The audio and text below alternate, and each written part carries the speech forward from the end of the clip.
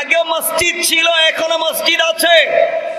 আগে মসজিদের মিম্বার ছিল, এখনো মসজিদের মিম্বার আছে। আগে মসজিদের ইমাম ছিলেন, এখনো মসজিদের ইমাম আছেন। আগেও মসজিদের খতিব ছিলেন, এখনো মসজিদের খতিব আছেন। কিন্তু বর্তমান বাংলাদেশের ম্যাক্সিমাম মসজিদের ইমাম আর খতিব জুমার মিম্বরে সত্য কথা বলেন না, কারণ বললে চাকরি থাকবে না। ঠিক বললাম না? ইমাম সত্য কথা বলেন না, সত্যকে ঘুরিয়ে পেছিয়ে বলেন। নিজের জীবন বাঁচাতে চান, নিজের রুটি এবং রুজিতে যেন পিঁপড়া না ওঠে চিন্তা করেন। অথচ আল্লাহ বলছেন অবিসামা রিজকুকুম, তোমাদের সকলের রিজিক আসমানে। আপনি কেন কমিটির পকেটে তালাশ করেন? আজকে বাংলাদেশের মসজিদের ইমাম আর খতিব মসজিদের মিম্বরে যেই কোরআন দিয়ে নামাজ পড়ান, যেই কোরআন নামাজে তিলাওয়াত করেন, এই কোরআনের আয়াতগুলা জুমার মিম্বরে বসে বলেন না। বললে কি হবে? চাকরি। কথা বলেন না কেন? আমি বলবো সর্বোচ্চ সম্মান রেখে শ্রদ্ধা নিবেদন করে বলছি, এমন কোন ইমাম খতিব যদি থাকেন, আপনি আগামী জুমার আগে চাকরি ছেড়ে দিবেন। চাকরি, আপনার চাকরি করার দরকার নাই। আপনারা কে বলছি ইমামতি করতে? আপনি ঝিকরগাছা, যশোর, বেনাপোল, নাবারণ সহ সংশ্লিষ্ট এলাকায় আপনি ফলের ব্যবসা করেন, গাড়ি চালান, বিজনেস করে খান। আপনার এই চেয়ারে বসার দরকার নাই। আর যদি এই চেয়ারে বসতে হয়, এই চেয়ারে বসে জীবন যদি চলে যায়, টুকরো টুকরো যদি হতে হয়, আল্লাহর জমিনে আল্লাহর দ্বীনকে জিন্দা করবার জন্য বুলেটের সামনে দাঁড়িয়ে সত্য আপনাকে বলতেই হবে। ঠিক কি না?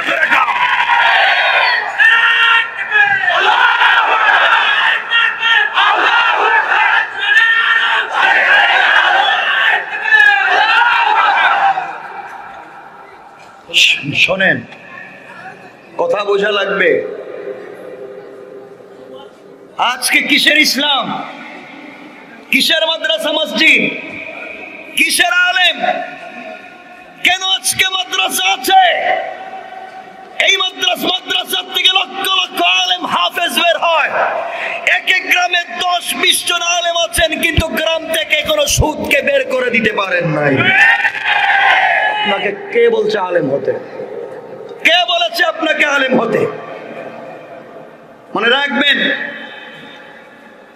আপনি যদি সত্য কথার চেয়ারে বসে বলতে না পারেন, চাকরি ছাড়বেন। কারণ এই চেয়ারে বসে সত্য কথা বলতে গিয়ে আমার নবী দান শহীদ করেছেন। এই চেয়ারে বসে সত্য কথা বলবার অপরাধে আমার নবীর মাথায় লোহার কড়া ঢুকিয়ে দেওয়া হয়েছে। এই চেয়ারে বসে সত্য কথা বলবার অপরাধে হযরত আবু বকরকে পিটাইয়া মক্কা রাস্তায় অজ্ঞান করে ফেলে দেওয়া হয়েছে। এই চেয়ারে বসে সত্য কথা বলবার অপরাধে হযরত ওমর ইবনুল খাত্তাবকে রাস্তার মধ্যে, মনে রাখবেন, ওমর ইবনুল খাত্তাবকে ফজরের সালাতে খঞ্জর দিয়ে শহীদ করে দেওয়া হয়েছে। এই চেয়ারে বসে সত্য কথা বলবার অপরাধে হযরত উসমানকে কোরআন তিলাওয়াতরত অবস্থায় শহীদ করে দেওয়া হয়েছে। এই চেয়ারে বসে সত্য কথা বলবার অপরাধে হযরত আলীকে কুফার রাস্তায় পিটাইয়া চামড়া উঠাইয়া শহীদ করে দেওয়া হয়েছে। এই চেয়ারে বসে সত্য কথা বলবার অপরাধে হযরত হুসাইনকে কারবালার প্রান্তরে শহীদ করে দেওয়া হয়েছে, মাথা থেকে বডিকে আলাদা করে দেওয়া হয়েছে। এই চেয়ারে বসে সত্য কথা বলবার অপরাধে ইমাম আজম আবু হানিফা নোমান ইবনে সাবিতকে জেলের ভিতরে বিষ পান করিয়ে শহীদ করা হয়েছে। এই চেয়ারে বসে সত্য কথা বলবার অপরাধে হযরত ইমাম আহমদ ইবনে হাম্বলকে জেলের ভিতরে পিটাইয়া শহীদ করা হয়েছে। এই চেয়ারে বসে সত্য কথা বলবার অপরাধে হযরত হামজার কলিজা বের করতে হয়েছে। এই চেয়ারে বসে সত্য কথা বলবার অপরাধে হযরত খাব্বাব বিন আরতের কোমর থেকে কষ্ট আর রক্ত জ্বরে আগুন নিভে যেতে হয়েছে। ইসলামের পক্ষে কথা বলবার কারণে হযরত সুমাইয়ার লজ্জাস্থানে বর্ষা নিক্ষেপ করতে হয়েছে। এই রক্তে বাজা ইসলাম হাজার হাজার কোটি কোটি মুসলমানদের রক্তের উপর দিয়ে জিকর কাছে ইসলাম এসেছে। এই ইসলামের বিরুদ্ধে যদি কেউ কথা বলে, তাফসীর মাহফিলে ফেকটেড 30 লক্ষ ইসলামী আন্দোলনের কর্মী জিন্দা, যারা বাধা দিবে ওদের জিহ্বা টান দিয়ে কেটে ফেলা হবে, জিহ্বা কেটে দেওয়া হবে।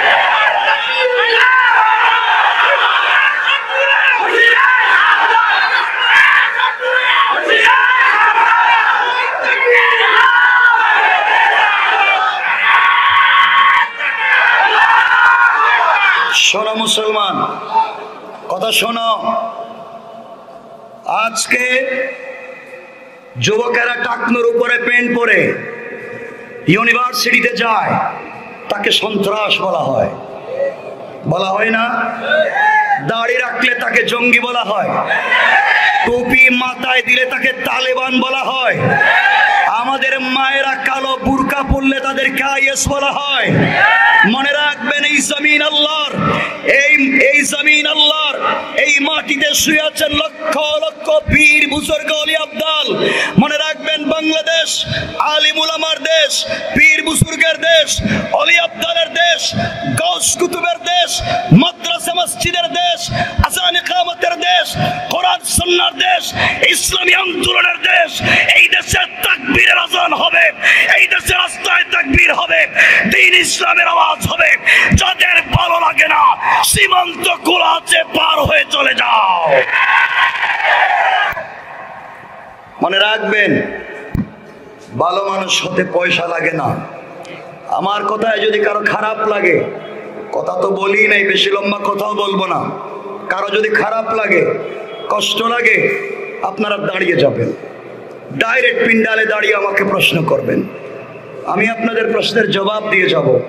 কিন্তু প্রোগ্রাম চলাকালীন সময়ে কথা বলবার অধিকার নাই, আমাকে কিছু বলতে পারবেন না কমপক্ষে। কারণ বাংলাদেশ দেখেন কেমনে চলে। আমি বলছি, আমার এক বন্ধু আছে, তো যখন আমি দিনের কথা বলতে আসি, কারণ প্রোগ্রাম তো আর সব জায়গায় হয়ও না, এখন কথা বলতে পারি না, প্রোগ্রাম যখন হয় তখন বন্ধুকে বলে আসি, বন্ধু তোমার তাওহীদের কথা আর তোমার বন্ধুর রিসালাতের কথা বলতে যায়, গেলেই তো মানুষ পিটায়, গাড়ি ভেঙে ফেলবে, আগুন জ্বালায়া দিবে। তোমার দ্বীনের কথা বলবো, তোমার কাছে আমার বডিকে আমানত রেখে দিলাম। তো বন্ধুর নাম হচ্ছে আল্লাহ। আল্লাহ বলছেন, যাও, কথা দিলাম তুমি আমার কথা বলবা, আর তোমার বডির জিম্মাদার আমি আল্লাহ। বিশ্বাস হয় না? মনে রাখবেন, কথায় রাগ করবেন না। এজন্য বলছি, আমি আজকে এক বন্ধুর গল্প বলবো খুব সংক্ষেপে। আরে আপনাদের তো নেতার অভাব নাই, যে কোনো দল করেন, কোনো আমার আপত্তি নাই, যেমন খুশি তেমন সাজেন, আমার কোনো আপত্তি নাই। কিন্তু আপনি হয়তো কোনো দলের নেতা, অথবা এখানে অনেক আছেন কোনো দলের কর্মী, আপনার নেতা আছেন, অথবা আপনি নেতা, আপনার কর্মী আছেন। বাংলাদেশে এমন নেতা পাওয়া যায়, আপনাদের নেতা তো গম চুর, চাউল চুর, কালবাডে টাকা চুর। আরে আমিও কর্মী, আমার একজন নেতা আছে, আমি এমন একজনকে নেতা মানি, আমার নেতা চোর আর ডাকাত না, বরং আমি এমন একজনকে নেতা মানি, আমার নেতা তার 63 বছরের জিন্দেগিতে একটা মিথ্যা কথা বলে না। এজন্য মনে রাখবেন, আজকে যা বলতে চাই শুধু মোটিভেট করব, জায়াত পড়েছি, সংক্ষেপে কিছু কথা বলবো। কিন্তু এই জমিনটা আল্লাহর, এই জমিন হচ্ছে আল্লাহর, এই জমিনে হুকুম চলবে শুধুমাত্র আল্লাহর। কারো হুকুম, কারো ক্ষমতা, কারো কর্তৃত্ব আর যাই হোক বাংলাদেশে চলতে দেওয়া যাবে না। তো এক নম্বর বিপর্যয়ের কারণ হচ্ছে, মসজিদ আছে, মিম্বার আছে, ইমাম সাহেব সত্য কথা বলেন কেন? কত মসজিদ জিকর কাছায়, 1000 খানেক হবে না, বেশি হবে, বেশি। সারা পৃথিবীতে ছিল মসজিদ একটা, মসজিদ আন-নববী। এই একটা মসজিদের ইমাম, যার নাম ছিল মুহাম্মদুর রাসূলুল্লাহ সাল্লাল্লাহু আলাইহি ওয়াসাল্লাম, ইমাম ছিলেন না? একটা মসজিদ, একজন ইমাম, একজন খতিব, এমনকি লাইট জ্বালালেন, গোটা দুনিয়া আলোকিত হয়ে গেল। তো আমরাও মসজিদের ইমাম খতিব হই, কিন্তু আমার লাইটে তো আমার মুসল্লিরই পাওয়ার দেয় না, ভেজাল আমার মধ্যে। সুতরাং যিনি সত্য বলতে পারবেন না, চাকরি ছেড়ে দিবেন, ঠিক আছে তো? ঘুরে পেঁচায় বলবেন না। আর 2 নম্বর বিপর্যয়ের কারণ হচ্ছে, রাগ করবেন না, আমি জানি না আমি কি এলাকায় আসছি কোনোদিন, আমাকে দেখা গিয়েছে, আমি আসিনি। 2 নম্বর বিপর্যয়ের কারণ, বাংলাদেশের ম্যাক্সিমাম মসজিদের সভাপতি সুদখোর, ক্যাশিয়ার ঘুষখোর, আর সেক্রেটারি দুর্নীতিবাজ আর চাঁদাবাজ।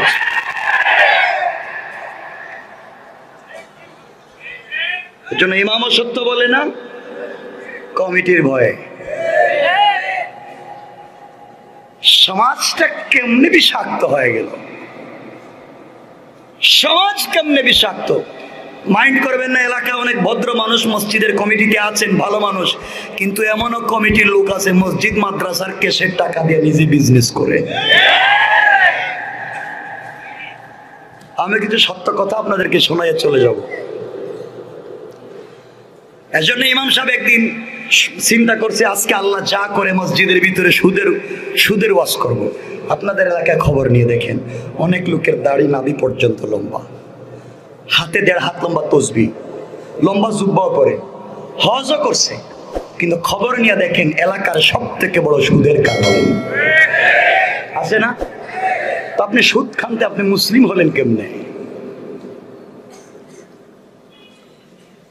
এক ইমাম সাহেব জুমার মিম্বরে বলছেন, আজকে আমি আল্লাহ যা করে সুদের বিরুদ্ধে ওয়াজ করব। নাহমাদ বইলা সুদের ওয়াজ শুরু করছে, ডাইন দিকে তাকায় দেখে সভাপতি, এলাকার সব থেকে বড় সুদের কারবারি। ইমাম সাহেব চিন্তা করছে এই ওয়াজ করে লাভ নাই, চাকরি দেখতেছি থাকবে না, তাহলে ঘুষের বিরুদ্ধে ওয়াজ শুরু করছে। নাহমাদ বলে যখন ঘুষের ওয়াজ শুরু করছে, বাম দিকে তাকায় দেখে মসজিদের সেক্রেটারি, সাবেক দারোগা, ঘুষ খাইতে খাইতে আপনাদের রোডের সিএনজি ড্রাইভারের কাছ থেকে সিগারেটের রোড দেখো খাইছে। কথা বলে ইমাম সাহেবকে চাকরি তো আর নাই দেখতেছি, তাহলে কি করা যায়? তাইলে যারা পাবলিকের জায়গা দখল করে, বিধবার ভাতার টাকা, বৃদ্ধের ভাতার টাকা, কালবার্ডের টাকা, বাচ্চাদের স্কুলের দুধের টাকা, এগুলো যারা মাইরা খায়, এদের বিরুদ্ধে একটা ওয়াজ করে দেয়। ওয়াজ যখন শুরু করছে, সামনে তাকায় দেখে ক্যাশিয়ার, সাবেক চেয়ারম্যান, কত বিধবার ভাতার টাকা, কত বৃদ্ধের ভাতার টাকা, কত বাচ্চাদের স্কুলের বইয়ের টাকা, দুধের টাকা, কত মানুষ মরে গেছে তার লাশের কাফনের টাকা বিক্রি করে খাইছে, বেচারা নিজেও জানে না। আছে না নাই? ইমাম সাহেব চিন্তা করছে ওয়াজ করা তো আর যাবি না, চাকরি তো আর নাই দেখতেছি। ডাইরেক্ট ইমাম সাহেব গেছে গা এলাকার গুরুস্থানের ওয়াজে, মাটির নিচের ওয়াজ করে।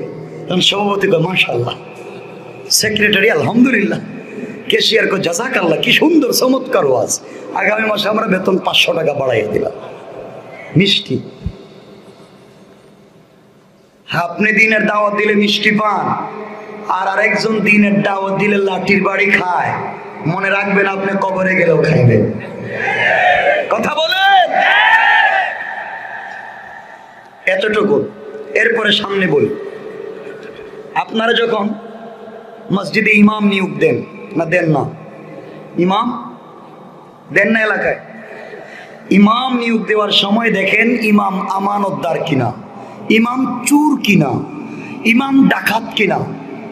যদি ইমাম চুর হয় আপনারা ইমামতিতে রাখবেন? কথা বলেন না কেন? ইমাম যদি ডাকাত হয় আপনারা ইমামতিতে রাখবেন? ইমাম যদি আমানতদার না হয়, মসজিদের কেসের টাকা মাইরা খায়, আপনারা ইমামতিতে রাখবেন? কেন রাখবেন না? ইমাম আমানতদার না, ইমাম চুর, ইমাম ডাকাত, ওর পিছনে নামাজ পড়া যাবে না। তো আমি আপনাদের কাছে জানতে চাই, বলেন তো 400, 500, 600 জন মসজিদের মুসল্লির ইমাম কয়জন? মসজিদের মুসল্লি হবে 500 থেকে 600। এই 500, 600 জন মসজিদের মুসল্লির ইমাম আমানতদার না হলে ইমামতি টিকে না, চোর হলে ইমামতি টিকে না। তাহলে 16 কোটি মুসলমানের ইমাম যাকে বানাবেন, তাকে মসজিদের ইমামের চাইতে আরো বড় আমানতদার হওয়া লাগবে। এটা বুঝেন না? মসজিদের ইমাম মাত্র 300, 400, 500 জন মুসল্লি, তার জন্য আমানতদার দরকার। তার কাছে ক্যাশের টাকা নাই, তার কাছে বাজেট আসে না, মিলিয়ন বিলিয়ন ট্রিলিয়ন টাকাও কেউ দেয় না, সে কালবারের টাকা চুরি করার সুযোগ পায় না, সে নদী খননের টাকা চুরি করবার সুযোগ পায় না, তাকে আপনারা খুঁজেন আমানতদার।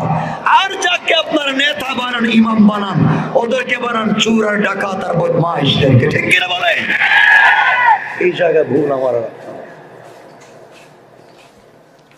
এজন্য যুবক, এই পথ থেকে আমাদেরকে ফিরে আসতে হবে। মনে রাখবেন, একটা কথা বলি, রাসূল পাক মসজিদে নববীর ইমাম ছিলেন না? ছিলেন না? কথা বলেন না কেন? আমি তো জানি এটা আশেকের রাসূলের এলাকা, ইসলামী আন্দোলনের এলাকা। আপনারা একটু কথা বলবেন, স্পিরিট দিবেন, পারবেন ইনশাআল্লাহ? মনে হচ্ছে আমি গুরুস্থানে বসে। কষ্ট হচ্ছে আপনাদের? একটু হাত উঠে দেখেন কার কার কষ্ট হচ্ছে।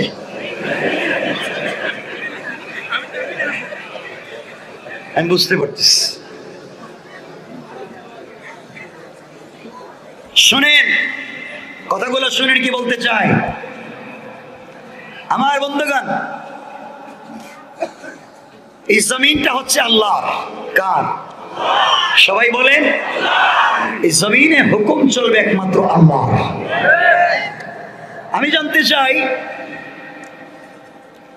আজকে এত ইমাম, এত মুয়াজ্জিন, এত মসজিদ, এত মাদ্রাসা, এত খানকা, আপনাদেরকে একটা কথা বলে দিই, মনোযোগ দিয়ে শুনেন।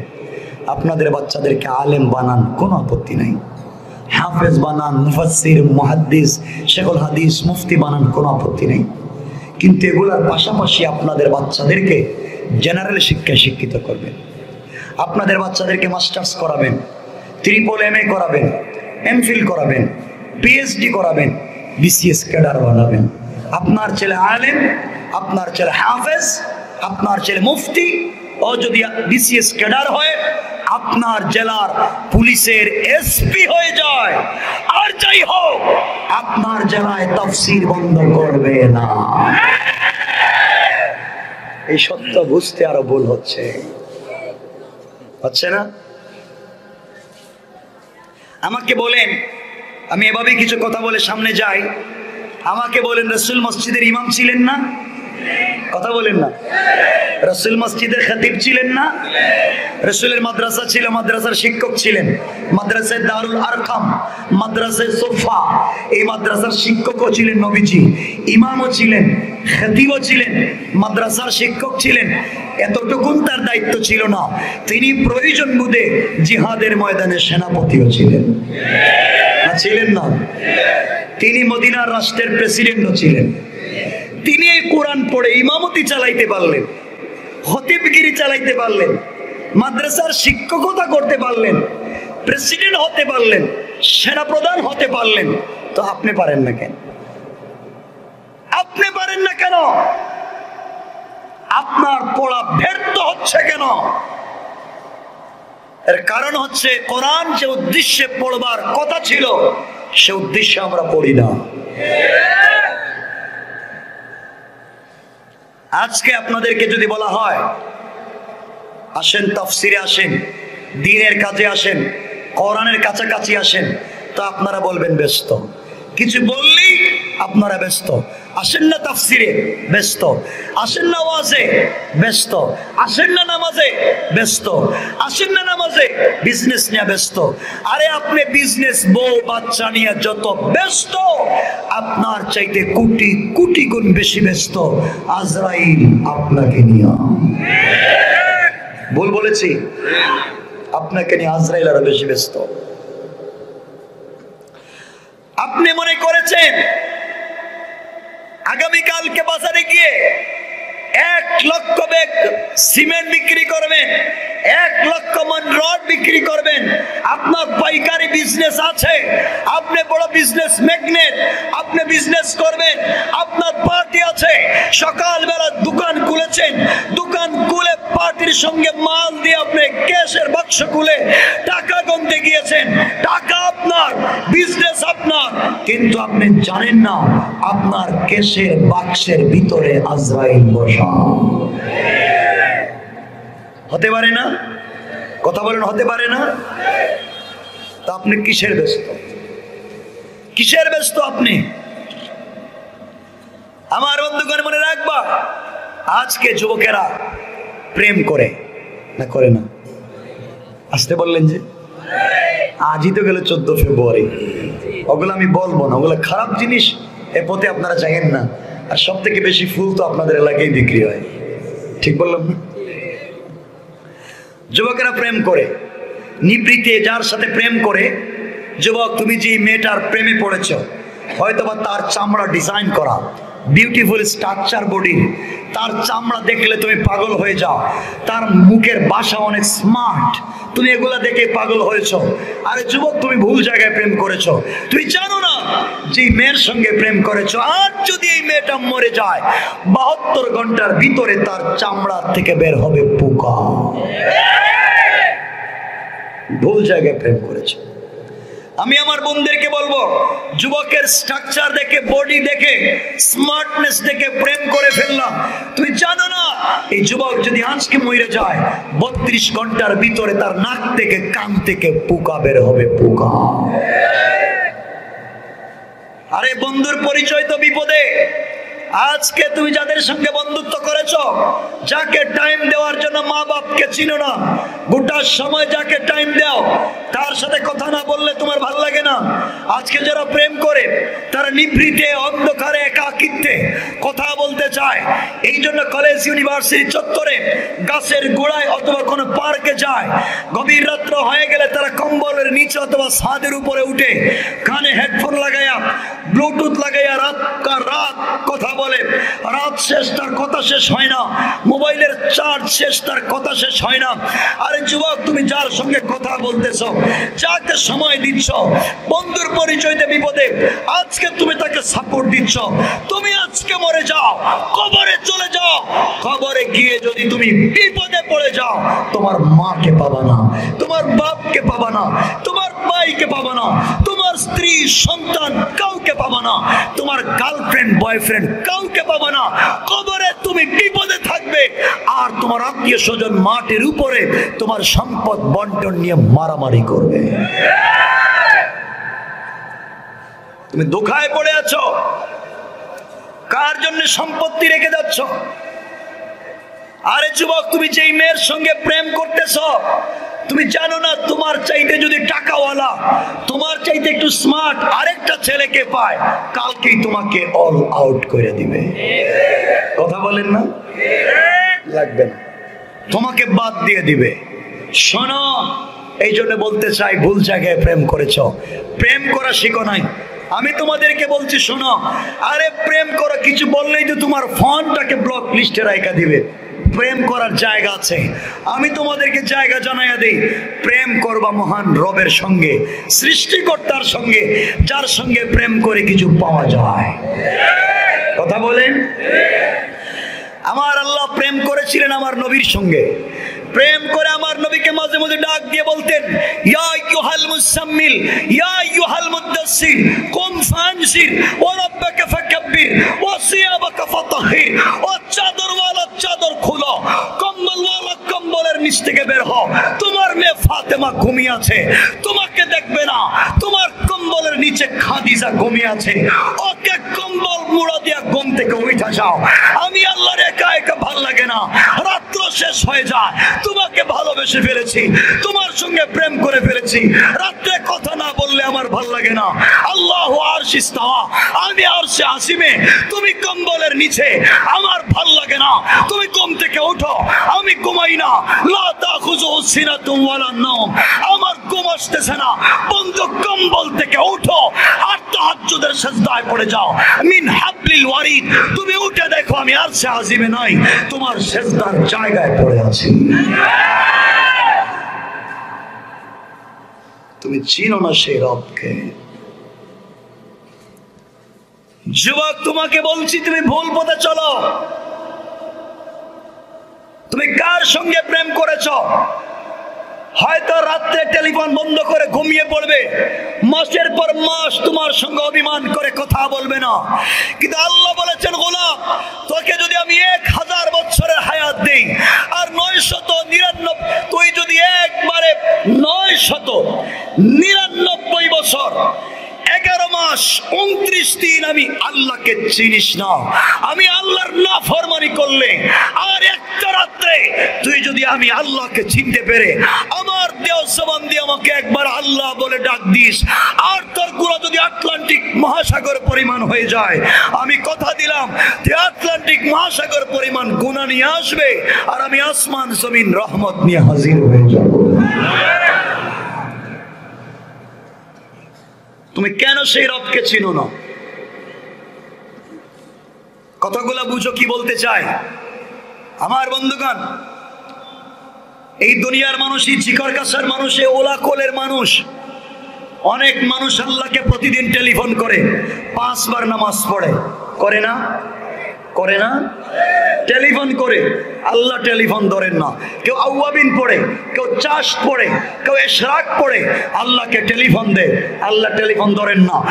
যা, তোর নাম্বার ব্লক লিস্টে রাইখা দিলাম, ফাইলুল লিল মুসাল্লিন, যা তোর নামাজ নিয়া তুই নামাজ পড়ে সুদ খাস, নামাজ পড়ে ঘুষ খাস, নামাজ পড়ে ফ্যান্সি ডিলের ব্যবসা করিস, নামাজ পড়ে মিথ্যা কথা বলিস, নামাজ পড়ে গীবত শিকায়াত করিস, নামাজ পড়ে নাফরমানি করিস, তোর নামাজের দরকার নাই, তুই টেলিফোন দিবে না, সারা দিন টেলিফোন দিবে, যা তোর নামাজ নিয়া তোর নাম্বার ব্লক লিস্টে। এই জন্য পাবলিক টেলিফোন দিয়ে আল্লাহ টেলিফোন ধরে না। এমন সময় আসমান আল্লাহকে বলে, আল্লাহ ইদা সামাউন সাক্কাত, তুমি যখন এই পাবলিকের সঙ্গে রাগ করে ফেলেছো, এদের টেলিফোন ব্লক লিস্টে রেখে দিছো, এদের সঙ্গে কথা বলতে চাও না, আমাকে বলো না আসমানটা ভেঙে দিই।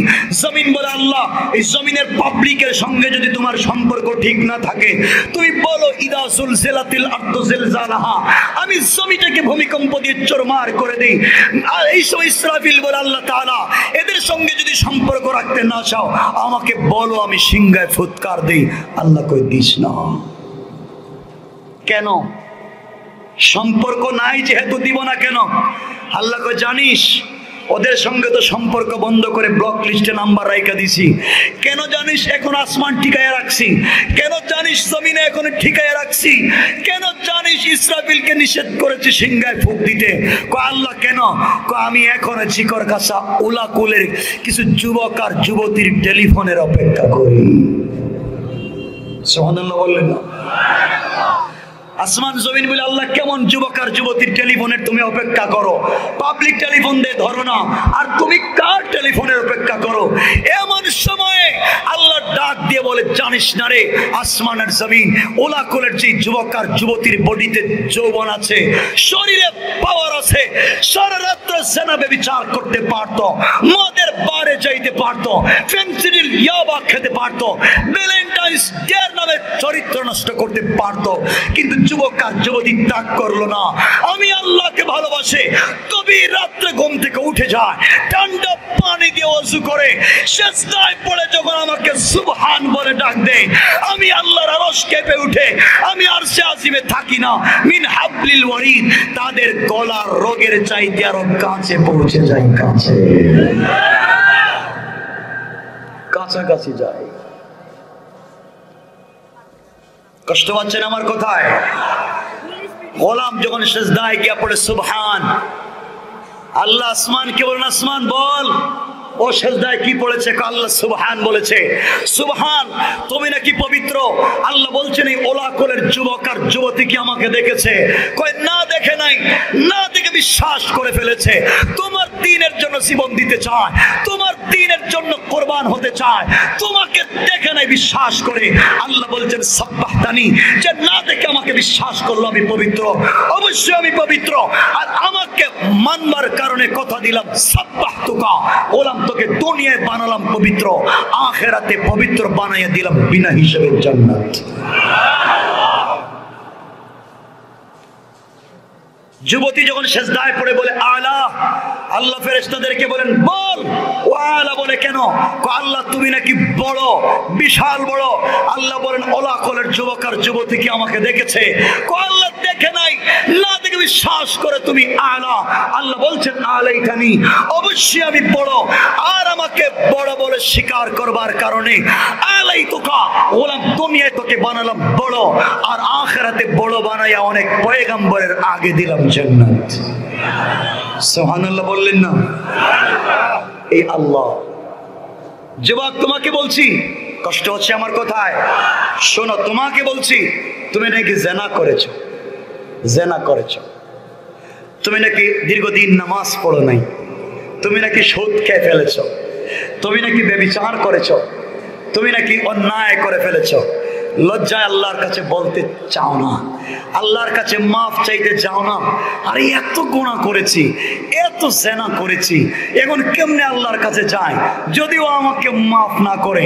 আল্লাহ বলছেন, গোলাম তুই 1,00,000 বার জেনা করতে পারিস, 1,00,000 বার নাফরমানি করতে পারিস, তোর নাম গুনাহগার, আমার নাম আজিজুল গফার।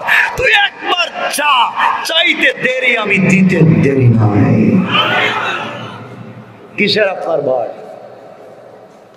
এই হচ্ছেন রব। এই রবের কথা বলি, সামনে সংক্ষেপ করতে চাই। তার নাম রব। এই রব বলতেছেন, ওয়ারাফা'না লাকা যিকরাক, আমি আমার বন্ধুর সম্মান বাড়িয়ে দিয়েছি। সুবহানাল্লাহ। আমি যে সম্মান কে বাড়িয়েছেন? সবাই বলেন না কে? আল্লাহ। আজকে এই নবীকে বাংলাদেশে গালি দেওয়া হয়, দেওয়া হয় না? কথা বলেন। সন্ত্রাস বলে গালি দেওয়া হয়, জঙ্গি বলে গালি দেওয়া হয়, আছে না নাই? মুসলমানেরা উলাকুলের মুসলমান পরিষ্কার করে বলে দিচ্ছি, আমার নবী সন্ত্রাস না, উলামায়ে কেরাম জঙ্গি না, মাদ্রাসা মসজিদে বোমা পাওয়া যায় না, ইসলামী আন্দোলনের কর্মীরা তালেবান হয় না। যারা আমার নবীকে গালি দেয় তারা পিতৃ পরিচয়হীন হারামজাদা, হারামজাদা, হারামজাদা। ঠিক কি রাজু রেখা?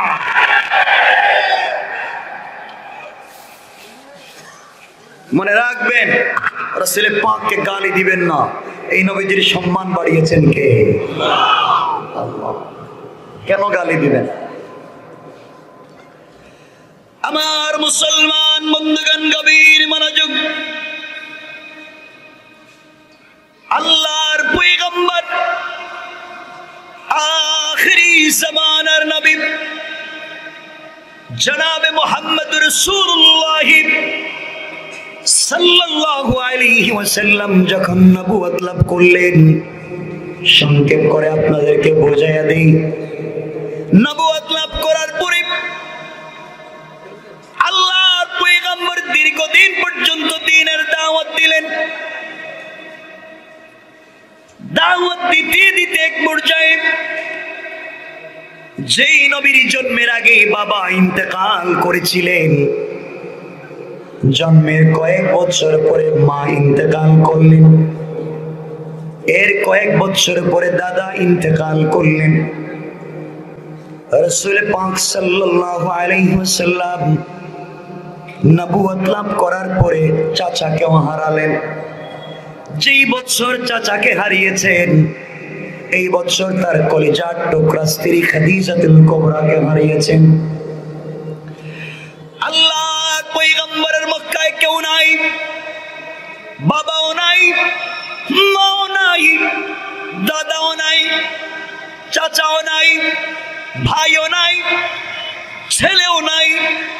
আল্লাহর পয়গম্বর আল্লাহকে বলছেন, আল্লাহ তাআলা দুনিয়ার জমিনে তুমি আমাকে বললে সম্মান দিয়েছো, দুনিয়ার জমিনে তুমি আমাকে ইজ্জত দিয়েছো, আয় আল্লাহ এখন কেমনে আমি সম্মান কোথায় পেলাম? এখন তো মক্কার ভিতরে যে আমাকে যেখানে পাবে আঘাত করবে, দ্বীনের দাওয়াত দিতে গেলে আমাকে আক্রমণ করবে, আমাকে মারবে, আমাকে পিটাবে। মক্কায় আমার কেউ নাই, তুমি বলেছো আমাকে সম্মান দিয়েছো, এখন যে কেউ নাই কোথায় যাব? আমার পয়গম্বর কয়েকদিন পরে চিন্তা করলেন যে মক্কার ভিতরে কেউ নাই, এই মক্কায় থাকা যাবে না। বিশ্বনবী সাল্লাল্লাহু আলাইহি ওয়াসাল্লাম চলতে লাগলেন তায়েফের দিকে। চিন্তা করলেন তায়েফে চলে যায়, ওখানে নানার বাড়ি, নানার বাড়ির মানুষ হয়তো আমাকে আদর করবে, ভালোবাসবে। আল্লাহর পয়গম্বর নানার বাড়ি যেতে লাগলেন। তায়েফে যাওয়ার পরে তায়েফের মানুষগুলাকে দ্বীনের দাওয়াত দিলেন। তিনি বললেন, আসলিম তাসলাম, ইসলাম কবুল করো, শান্তিতে থাকবা, মূর্তি পূজা ছেড়ে দাও, পাথরের পূজা করা যাবে না, মূর্তি বানিয়ে পূজা করা যাবে না।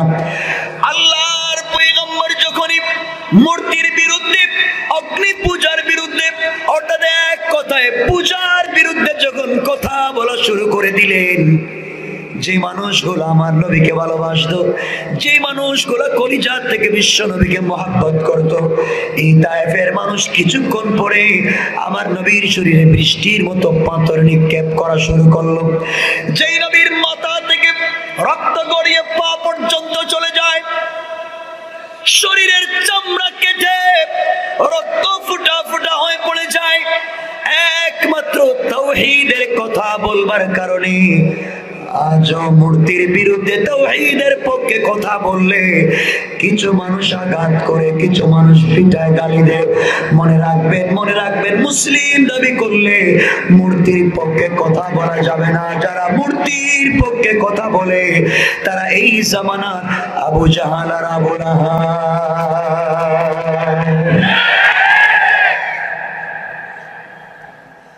আমার বন্ধুগণ, ভয় পাওয়ার কিছু নাই। একটা কথা বলি, আল্লাহ পয়গম্বর যেদিন মক্কা থেকে মদিনায় যাবেন, গভীর রাত্রে আল্লাহ বললেন, বন্ধুরে সফর শুরু করে দেও, ইয়াসরিবের দিকে শুরু করে সফর করো। আল্লাহর পয়গম্বর গভীর রাত্রে ঘুম থেকে উঠে সফর শুরু করতে যাবেন। হঠাৎ করে বিশ্ব নবী বললেন, আল্লাহ তাআলা, আমি যে সফর করব কেমনে করব? আমার ঘরের চতুর্দিকে কাফেররা বেষ্টন করে রেখে দিয়েছে, ঘর থেকে বের হলে কাফেররা আমাকে আঘাত করবে। আল্লাহ ডাক দিয়ে বললেন, বন্ধু আমার, হুকুম করেছি আমি, নির্দেশ দিয়েছি আমি, তুমি ঘর থেকে বের হয়ে মদিনার দিকে যাত্রা করবা, আর আমি আল্লাহ তোমাকে হিফাজতের জিম্মাদার। নবীজি বলেন, আল্লাহ তাআলা, আমি জানি আপনি আমাকে হিফাজত করবেন বুঝি, কিন্তু আপনার কাছে আমি জানতে চাই, আল্লাহ আমার এরপরে ভয় থাকে, মানুষ সুলভ আচরণ করে। পয়গম্বর বললেন, বের হলেই তো আঘাত করতে পারে। আল্লাহ তাআলা বলে দিলেন, বন্ধুরে, তাহলে তুমি হাতের মধ্যে মাটি নিয়ে, কঙ্কর নিয়ে, বালি নিয়ে ঘর থেকে বের হয়ে কাফেরদের চোখে তুমি আঘাত করবা, ঘর থেকে বের হয়ে চলে যাইবা, কেউ তোমাকে দেখতে পারবে না। আল্লাহর পয়গম্বর ডাক দিয়ে বললেন, আল্লাহ তাআলা, আমি যদি বালি আর কঙ্কর হাতে নিয়ে কাফেরদের উপরে আঘাত করি, নিক্ষেপ করলে তো একদিকে যায়, যেদিকে নিক্ষেপ করব ওদিকেই যাবে। কাফেরেরা তো আমার ঘরের চতুর্দিকে আছে, আমি কেমনে বাঁচব? আল্লাহ ডাক দিয়ে বললেন, বন্ধুরে, টেনশন করো না, তোমার দায়িত্ব হচ্ছে নিক্ষেপ করা, আর আমার দায়িত্ব হচ্ছে সবার চোখে চোখে পৌঁছে দেওয়া। আল্লাহর পয়গম্বর নিক্ষেপ করলেন, সবার চোখে পড়ে গেল, কেউ আমার নবীকে দেখতে পারলো না। মদিনায় যাওয়ার পরে একদিন আল্লাহ তাআলা বিশ্ব নবীকে বললেন, পয়গম্বর বলেন তো ওই দিন কেমনে আপনি চলে গেলেন, কেউ আপনাকে দেখতে পারলো না? আল্লাহ পয়গম্বর জবাব দিলেন, আমি জানি না কেমনে গেলাম। এবার আল্লাহ জবাব দিলেন, আপনি জানেন না, আপনি তো নিক্ষেপ করেছিলেন একদিকে, কাফেররা ছিল চতুর্দিকে, আপনি জানেন না কেমনে গেলেন? তাহলে শুনেন, আমার আল্লাহ বললেন, ওয়ামা রামাইতা ইদ রামাইতা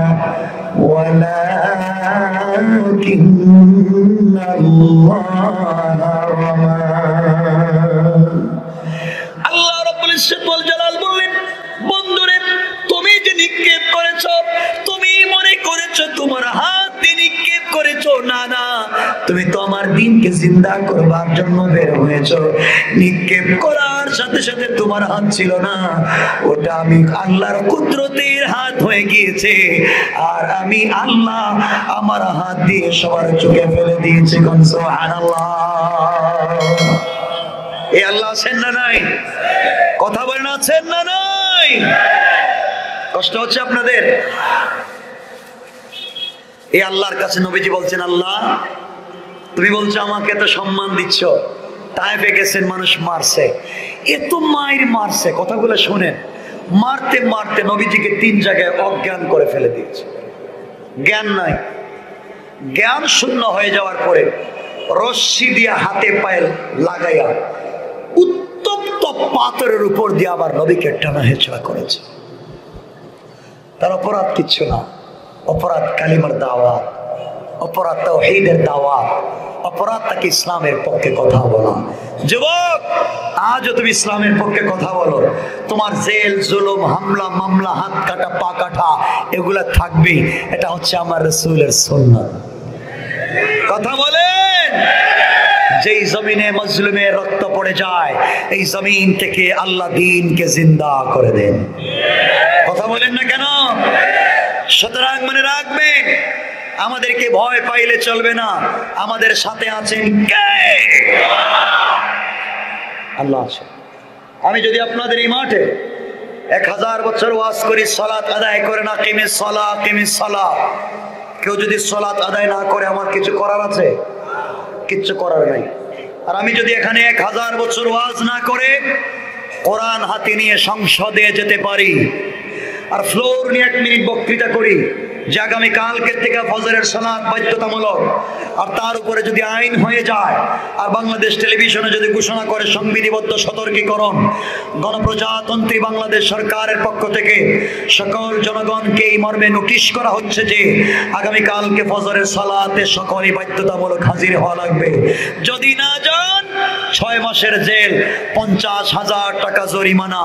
এই কথা ঘোষণা হয়ে গেলে মুসলমানদের আগে হিন্দু আর বৌদ্ধরা মসজিদ ভরে যাবে। বোঝা গেল এখানে ওয়াজ করে শুধু লাভ নাই, ওয়াজ করতে হবে ওই জায়গায়।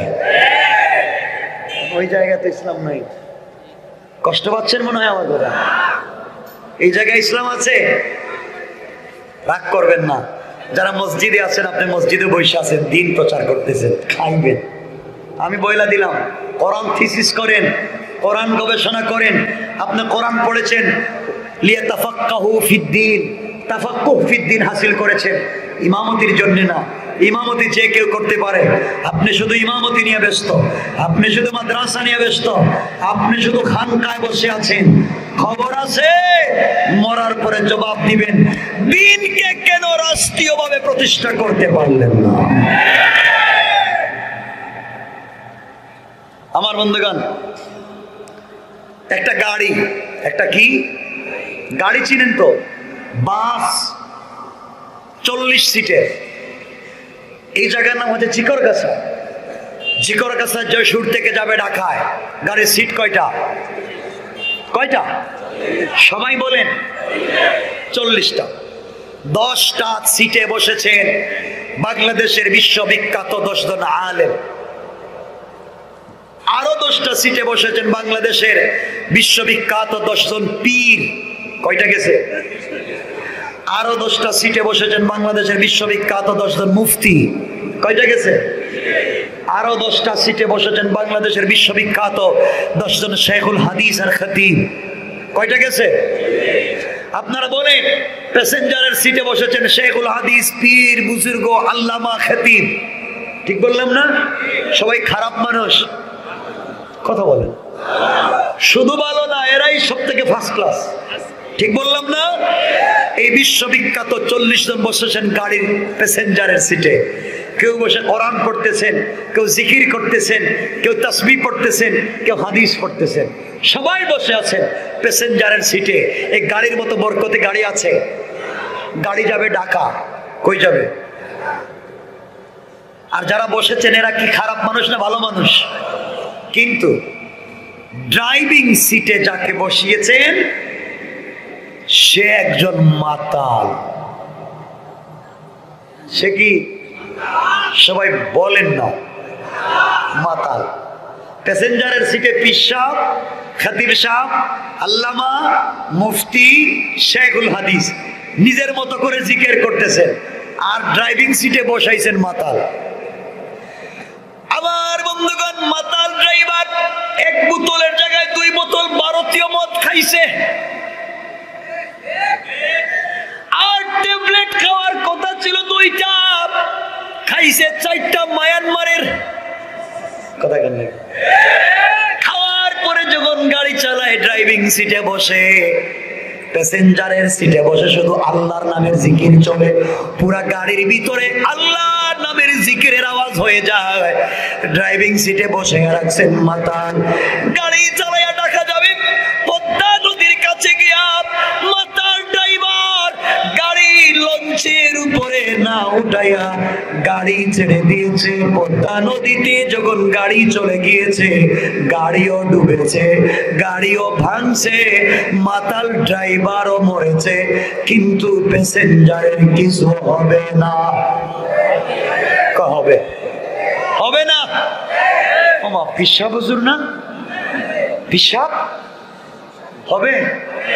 বড় হুজুর, মুফতি সাহেব, সব শেষ, সব। কারণ তারা তো জিকির করছে, কোরআন শরীফ পড়ছে, এরপরেও সমস্যা। ড্রাইভার বোঝা গেল প্যাসেঞ্জারের সিটে বসে জিকির করে লাভ নাই, প্যাসেঞ্জারের সিটে বসে খানকায় তাসবিহ পড়ে লাভ নাই। গাড়ি যদি ঢাকায় নিয়ে যেতে হয়, প্যাসেঞ্জারের সিটে বসে আল্লাহর নামের জিকির করে লাভ নাই। সবাইকে যদি বাঁচাতে হয়, আগে ড্রাইভিং সিটের মাতালকে পাল্টাইয়া দাও। প্যাসেঞ্জারের সিটে বসে কেউ জিকির করে, কেউ যা মন চায় তা পড়ে। গাড়ি যদি খাদি যায়, পীরও যায়, মুরিদও যায়, সবও যায়, ড্রাইভারও যায়। সুতরাং সবাইকে বাঁচাতে হলে মাতাল ড্রাইভারকে পাল্টাইয়া ওই জায়গায় প্যাসেঞ্জারের সিট থেকে একজন আল্লাহওয়ালাকে যদি বসাইয়া দেওয়া যায়, আর প্যাসেঞ্জারের সিটে জায়গা নাও থাকে, দাঁড়ায়া যাওয়া যাবে, বৈশা যাওয়া যাবে, যে কোনো ভাবে যাওয়া যাবে।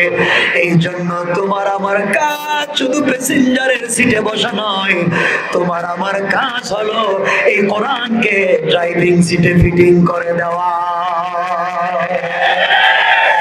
এই জন্য আমার মুসলমান বন্ধুগণ, 18 কোটি মুসলমানের ড্রাইভিং সিটে মাতালকে বসাইয়া প্যাসেঞ্জারের সিটে বসে খানকায় বসে জিকির করে লাভ নাই, মাদ্রাসায় বৈশা বৈশা কোরআন পড়ে লাভ নাই, মসজিদের ভিতরে ফতোয়া দিয়ে লাভ নাই।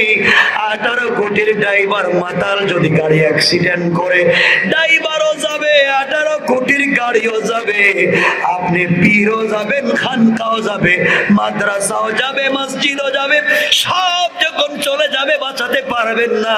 সবাইকে যদি বাঁচাতে চাও, আগে তোমাদের 18 কোটির ড্রাইভিং সিটে মাতালকে পাল্টাও।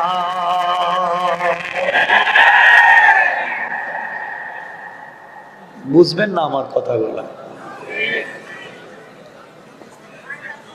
আমার বন্ধুগণ, দুনিয়ার জমিনে যত কৌশল করা হোক দিনকে মুছে দেওয়ার জন্য, আল্লাহ বলছেন তোমরা যে ট্যাবলেট দিয়া দিনকে মুছে দিতে চাও, আমি আল্লাহ এই ট্যাবলেটে এমন আকর্ষণ তৈরি করব, উল্টা রিয়াকশন করে দিন মুছার কথা ছিল সে দিনকে চিন্তা করে সংসদে নিয়ে যাবে। ঠিক কিনা বলেন? এই জন্য আমার আল্লাহ বলছেন ওয়া মাকারু ওয়া মাকার আল্লাহ ওয়াল্লাহু খায়রুল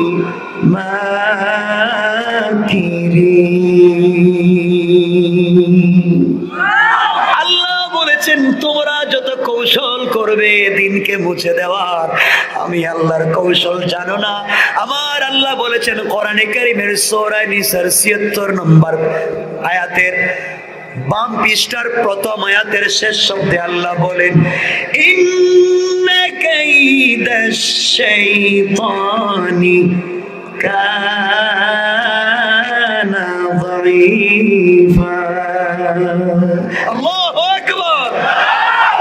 আল্লাহ বলছেন যত কৌশল করো সবগুলো কৌশল আমি আল্লাহর কাছে মশা মাছির চাইতেও দুর্বল। ঠিক কিনা বলেন? যুবকদেরকে বলছে একটু স্পিরিট নিয়ে রাস্তা দাঁড়িয়ে থাকতে হবে। আমরা পারবো না গলির সামনে মাজার মুআউযের মতো দাঁড়াতে। কথা বলেন পারবো না? মনে রাখ রাখবেন, এই দেশ পর্যন্ত দিন এমনি এমনি আসে নাই, কোরমা পোলাওয়ের উপর দিয়ে আসে নাই। দিন আসতে কোটি কোটি কোটি কোটি মুজাহিদদের রক্তের উপর দিয়ে দিন এসেছে। এই দিনকে নিয়ে যদি কেউ টিটকারি করে সমাজ ব্যবস্থা থেকে ইসলামকে মুছে দিতে চায়, তারা জানে না তাদের ক্ষমতা নমরুদ ফেরাউনের মতো হয় নাই। কষ্ট পাচ্ছেন? আজকালকে কিছু বললেই কিছু লোক আছে কন না যখন ফাঁসি দিয়ে দিব, তো কিছু কইলে ফাঁসি দিয়ে দিব, কিছু কইলে ফাঁসি। আরে পাগলা, তুই বুঝিস না, ফাঁসির দড়ি যদি ঘুরে যায়, লাগার কথা ছিল আমার গলায়, লাইগে যাইব তোমার গলায়। ঠিক কিনা বলেন? এখানে কথা আছে, বললে তো লম্বা হয়ে যায়, আপনাদের কষ্ট হবে, আমি বলতে চাই না। শোনেন, লম্বা করবো না, শোনেন, ফাঁসির দড়ি নিয়ে ঝামেলা করবেন না। যুগে যুগে দড়ি থাকে, যদি উল্টে যায় নিজের গলায় লেগে যেতে পারে, যে কাউকে দেওয়া যাবে। এখানে একটা কথা বলি, কোরআনের না, ইতিহাসের, তারিখ থেকে বলছি, তারিখ। আমার বন্ধুগণ, একজন ছাত্র আর একজন উস্তাদ ছিলেন। ছাত্র উস্তাদ, ছাত্র বয়স কম, উস্তাদ মোটামুটি বৃদ্ধ। আপনাদের মনে হচ্ছে কষ্ট হচ্ছে? ছাত্র আর উস্তাদ তারা এক দেশে ঘুরতে গেছে সফরে। যাওয়ার পরে দেখেন এই দেশের সব কিছুর দাম সমান। মানে 10 টাকায় 1 লিটার কেরোসিন তেল, মানে পেট্রোল, অকটেন, ডিজেল সব দাম সমান। 10 টাকায় আঙ্গুর পাওয়া যায়, 10 টাকায় আপেল পাওয়া যায়, 10 টাকায় ডালিম পাওয়া যায়, সব কিছুর দাম সমান। উস্তাদ বলছেন, বাবা, যেই দেশে ভালো জিনিস খারাপ জিনিস সব কিছুর দাম সমান, তাইলে এই দেশে ভালো মানুষেরও দাম নাই, তার দাম আর সুরের দামে সমান। কথা বলেন না কেন? যেই দেশে কোরআনের পাখিদের দাম নয়, যেই দেশে বেঈমান, নাস্তিক, মুরতাদ আর সন্ত্রাস, বদমাশ, টাকাচোর যারা দেশের টাকা বিদেশে পাচার করে, তারা তো 2021 সালের নৈবরা টাকা। এদের দাম যখন বেশি হয়ে যায়, ভালো মানুষের দাম থাকে না। তো উস্তাদ বলতেছেন, বাবা, এই দেশে তো থাকা যাবে না, আমরা জায়গা। কেন? এই দেশের সবকিছুর দাম সমান। আমার মনে হচ্ছে এই দেশের আইন কানুন ভালো না, নাহলে সমান হবে কেন? মধুও পাওয়া যায় 10 টাকায়, মদও পাওয়া যায় 10 টাকায়। চলো আমরা এই দেশ থেকে চলে যাই। ছাত্র বলতেছে, উস্তাদজি, আপনি বৃদ্ধ মানুষ, আপনি চলে যান। আমি ছোট মানুষ, দাম যেহেতু কম, কম দামে পাইছি, খাইয়ে আমি একটু মোটা তাজা হয়ে যাই, আপনি যান। উস্তাদজি বলছেন, যা মন চা খা, কিন্তু আমি বলে দিচ্ছি, আমার মন বলতেছে এই দেশের আইন কানুন ভালো না, তুই কোন বিপদে পড়ে যাবি। যান যান, একটু খাই আসি, কম দামে পাইছি যখন। লম্বা ঘটনা, এই দেশের বাদশাহ যিনি ছিলেন, বাদশাহ একটা রাজপ্রাসাদ বানিয়েছেন, ডিজাইন করা, বিউটিফুল, স্মার্ট। যেই দিন উদ্বোধন করবেন, উদ্বোধনের দিন সকালবেলা বিল্ডিং ভেঙে গেছে। মনে হয় বাংলাদেশের ইঞ্জিনিয়ার ছিল। যেই দেশে রডের বদলা বাঁশ দেয়, এখন তো কলা গাছ দিয়ে দেয়। ওই দিন দেখলাম এক নেতা গেছেন ব্রিজ উদ্বোধন করতে, নেতা গিয়ে দেখে ব্রিজ আছে, রাস্তা নাই। জিজ্ঞাসা, আমি কি ব্রিজ উদ্বোধন করবো কেমন? মই দিয়ে ওটা লাগবে, মানে ব্রিজ আছে কিন্তু রাস্তার কোনো খবরই নেই। আরেকদিন দেখলাম আরেক নেতা গেছে আরেক ব্রিজ উদ্বোধন করতে, 20 কোটি টাকা দিয়ে ব্রিজ বানিয়েছে। নেতা গিয়ে দেখে ব্রিজ নেই। কি রে, এত টাকা দিলাম, ব্রিজ গেল কই? স্যার, ব্রিজের টাকা বাতাসে খায়া ফেলাইছে, নাই। ছাত্র সবকিছু খাচ্ছে, আর এই দেশের বাদশার বিল্ডিংটা ভেঙে গেছে। বাদশার তো মাথা গরম, এত টাকা দিয়ে বিল্ডিংটা বানালাম, বিল্ডিং ভেঙে গেল। যেমন দেখেন, আমাদের মাননীয় প্রধানমন্ত্রী মানুষকে গড় উপহার দিয়েছেন। গড় উপহার দিয়েছিলেন তিনি, মানুষের কাছে চাবি দেওয়ার আগে ঘর ভাঙিয়ে গেছে গা। আর মিথ্যা বলতেছি না, টেলিভিশনের রিপোর্ট যাইতেছে না ভাঙ্গা। টাকা তো দিছে উনি, গেল কই টাকা? ও রাস্তায় যে কিছু আছে না, শিয়াল কুকুর বিড়াল, ওগুলা খায়া বলেছে, ঠিক কিনা বলেন? রাষ্ট্র ব্যবস্থা ইসলাম না থাকলে চোর বেশি থাকে। আমার বন্ধুগণ, বিল্ডিং ভেঙ্গে যখন গিয়েছে বাদশার মাথা গরম, আমার বিল্ডিং ভেঙ্গেছে উদ্বোধনের আগে, সুতরাং যে ইঞ্জিনিয়ার ড্রয়িং করেছে তার কোনো কথা শোনা যাবে না, তার মৃত্যুদণ্ড, তার ফাঁসি। কার? ইঞ্জিনিয়ার আনইস। আপনি কি বিল্ডিং বানাইছেন, বিল্ডিং ভেঙে গেছে, ইঞ্জিনিয়ার বলতেছে স্যার আমার কোনো দোষ নাই, আমি বিল্ডিং বানাই নাই, বাস্তবে আমি কাগজে কলমে আর্ট করে দিয়েছি, আমার দায়িত্ব ছিল আমাদের ড্রয়িং করে দাও, আপনাকে ড্রয়িং করছি কাগজে কলমে, আর কিচ্ছু আমি জানি না। কাজ করছে ঠিকাদার। কে? ঠিকাদার করছে না? কি বলেন আপনারা? ঠিকাদারই তো বলেন। ঠিকাদার কাজ করছে, কন্ট্রাক্টর, তাকে ধরে। বাদশা বলছে তুমি যুক্তিসঙ্গত কথা বলেছো, তোমাকে বেকসুর খালাস। ডাক দাও। কন্ট্রাক্টরকে ডাকা হয়েছে। এই মেয়ে কি বিল্ডিং বানাইছো, আমার বিল্ডিং ভেঙে গেছে উদ্বোধনের আগে, তোমার ফাঁসি। স্যার আমার কোনো দোষ নাই। কি হয়েছে? আমি কাজ রাখছি ঠিকই, আমি ঠিকাদার, কিন্তু কাজ আমি করি নাই। এই ইট জয়েন্ট দিছে মিস্ত্রি, ও কোন জায়গায় ভুল করছে, বিল্ডিং ভেঙে পড়ছে, ফাঁসি দিলে ওরে দেন, আমার কোনো দোষ নেই। তুমি সুন্দর যুক্তিসঙ্গত কথা বলেছো, তোমাকে খালাস। মিস্ত্রি আনা হয়েছে। এই মিস্ত্রি কি বিল্ডিং বানিয়েছো, বিল্ডিং ভেঙে গেছে, তোমার ফাঁসি। স্যার আমার কোনো দোষ নেই, আমি তো এক ইটের সঙ্গে আরেক ইটের জয়েন্ট দিছি, জয়েন্ট দিয়ে দিয়ে বিল্ডিং বানাইছি, কিন্তু বালি পাথর সিমেন্ট দিয়ে আমি মশলা বানাই নাই, ওটা বানাইছে জোগালি, অমন হয় পানি একটু বেশি দিছে। বুঝেন নাই কথা? এই জন্য বিল্ডিং ভেঙে গেছে। তোমার যুক্তিসঙ্গত কথা, তুমি চলে যাও। আনা হয়েছে জোগালি রে। জোগালি তো বুঝেন, এই বিল্ডিং ভেঙে গেছে, তোমার ফাঁসি।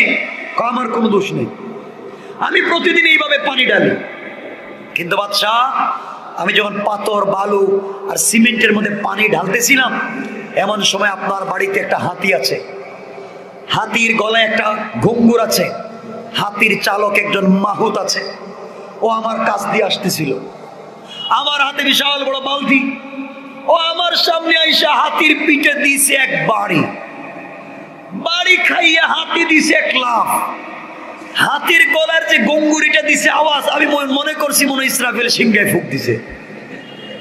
আর এই ভয়ে আমার হাত থেকে বালতি পড়ে গিয়ে পানি বেশি পড়ছে, এই জন্য এই বিল্ডিংটা ভেঙে গেছে। আমার কোনো দোষ নাই, ও যদি বাড়ি মারবে তো একটু দূরে গিয়ে মারলো না কেন, আমার সামনে এসে মারলো কেন, ওরে ফাঁসি দেন। যুক্তিসঙ্গত বলেছ, তুমিও খালাস। দেখতেছেন না খালাসের কি সিস্টেম চলতেছে? আর বাংলাদেশে মামলা 10 বছর আগে মরছে, ওর গুরুস্থানে হাড্ডিও নাই, তার উপরে মামলা হইতেছে, ঠিক কিনা বলেন? আমার বন্ধুগণ, আনা হইছে মাহুতরে। এই মাহুত, তুই কি হাতি চালাইলি, বিল্ডিং ভেঙে গিয়েছে, তোর ফাঁসি। বিল্ডিং ভাঙছে আপনার, আমি চালাই হাতি, তার সাথে তো কোনো সম্পর্কই নেই, সাবজেক্টই আলাদা, তা আমার ফাঁসি কেন? কোনো কথাবার্তা নেই, তোর ফাঁসি। অপরাধ? অপরাধ হইল তুই এই জুগালির কাছে গিয়ে হাতির পিঠে বাড়ি মারলে কেন, আর ও পানি বেশি দিছে। স্যার আমার কোনো দোষ নেই, আমি প্রতিদিন এইভাবে পিটাই, আমি তো জানি না। আমি যখন হাতির পিঠে বাড়ি দিলাম, যেই কর্মকার হাতির গলায় গঙ্গুর বানাইছে, ও একটু আওয়াজ বেশি দিছে, আস্তে মারলি জোরে আওয়াজ হয়, আমি তো আস্তেই মারছি, আওয়াজ হয়েছে জোরে, এজন্য ভয় পাইছে। আমার কোনো দোষ নাই, ফাঁসি দিলে কর্মকাররে দেন। বিল্ডিং ভাঙছে কার? কার? বাদশা। তখন ফাঁসি গেছে কর্মকারে, কর্মকারে আনা হয়েছে। কর্মকার মনে করছে বাদশা দাওয়াত করছে, মনে হয় হাদিয়া তুফা কিছু দিব না। আজকালকে মানুষে মনে করে যদি বাদশা প্রধানমন্ত্রী, প্রাইম মিনিস্টার, রাষ্ট্রপতি দাওয়াত দেয়, তাহলে কিছু পাওয়া যায়। আর ওগুলা পায়াই যারা ইসলামের বিরুদ্ধে কথা বলে, এরা হলে সমাজের রাম ছাগল। রাম ছাগল, ঠিক কিনা বলেন? আমার বন্ধুগণ, এক পর্যায়ে মাহুতরে আনা হয়েছে। এই মাহুত, বিল্ডিং তো ভাঙছিল, মাহুতের বদলা আনা হয়েছে কর্মকার। কর্মকার বলা হয়েছে, আমার বিল্ডিং ভাঙছে, তোমার ফাঁসি। কই স্যার, বিল্ডিং এর সাথে তো আমার কোনো সম্পর্ক নেই, আমি কর্মকার। থর দোষ, তুই হাতির গুলায় যে ঘুঙ্গুর দিছ, হাতির গলায় এটা আওয়াজ বেশি দিলে কেন? এই জন্য আওয়াজ হয়েছে তোর ফাঁসি। দেন, আমার বাঁচার পথ নেই, আমার দিয়ে দেন। কর্মকারের গলায় ফাঁসির দড়ি লাগাইয়া দিছে। লাগাইয়া যখন দিছে, কর্মকার মনে হয় আমার চাইতে আরো হালকা ছিল। গলায় যখন দড়ি দিছে, তখন পায়ে দিয়ে বাইরে যায়, গলায় আর আটকে দাও। বাচ্চা করে ছেড়ে দে, ওরা দিয়ে কাজ হবে না, ওরা বেকসুর খালাস। আর আমার রাষ্ট্রে ঘোষণা করো, আমার বিল্ডিং ভাঙছে, আমার আইন কার্যকর করাই লাগবে। সুতরাং আমার দেশে যার গর্দনা মোটা তার ফাঁসি। বুঝেন নাই কথা? আইন কার্যকর করা লাগবে, গর্দনা যার মোটা তার ফাঁসি। পুলিশ, র্যাব, চিতা, cobra, border guard, CID, DIB, NSI, DGFI সবাই খুঁজতেছে গর্দনা মোটা কার। খুঁজতে খুঁজতে খুঁজতে খুঁজতে একদিন রাত্রে ওই বিদেশি ছাত্রের ঘরে ঢুকে গেছে। মনে আছে নি? কম দামি জিনিস যে খাইছে, ও রুমে ঢুকে গেছে। রুমে ঢুকে আর ঘুম থেকে উঠাইয়া ফিতা বাইর করে গলা মাপতেছে। গলা মাইপা দেখে একবারে পারফেক্ট, গলা ঠিক আছে। কয় তোর ফাঁসি? আমার ফাঁসি মানে আমি ফরেনার, আমি ভিজিটার, আপনাদের দেশে ঘুরতে এসেছি, আমি তো কোনো অপরাধ করি নাই। তোর কোনো কথা শোনা যাবে না, বাচ্চার বিল্ডিং ভাঙছে, তোর ফাঁসি। আমি কি সারা দিয়ে ভালাই দিছি নাকি? আমি যে কাজগুলো করি নাই, আমার ফাঁসি দিবেন কেন? আমি তো অপরাধ করি নাই। তোর অপরাধ, তোর গর্দনা মোটা, তোর ফাঁসি।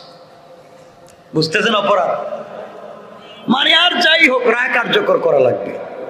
এক সময় বাদশার সামনে হাজির করা হয়েছে, ফাঁসি দেওয়া হবে। ছাত্রকে বলা হচ্ছে, মরার আগে তোমার কোনো চাহিদা আছে? ছাত্র বলতে আছে। কি চাহিদা? আমার যে উস্তাদ বলছিলেন এই দেশের তাল ভালো না, এখন বুঝতেছি, এখন আমার ফাঁসি। আমার উস্তাদের সঙ্গে একটু কথা বলতে দেন। কথা অনুমতি দেওয়া গেল। উস্তাদের পায়ে ধরে কান্দার বলে, স্যার আপনি বলছিলেন এই দেশের আইন, তাল, কানুন কিচ্ছু ভালো না, এবং আমি যে খায়া মোটাটাও চাইছিলাম, কম দামি জিনিস, গলাতে একবারে জায়গা মতো হয়েছে, আমার ফাঁসি, আপনি আমার বাঁচান। আগে তো বলছিলাম এই দেশের কিছু ঠিক না, চল।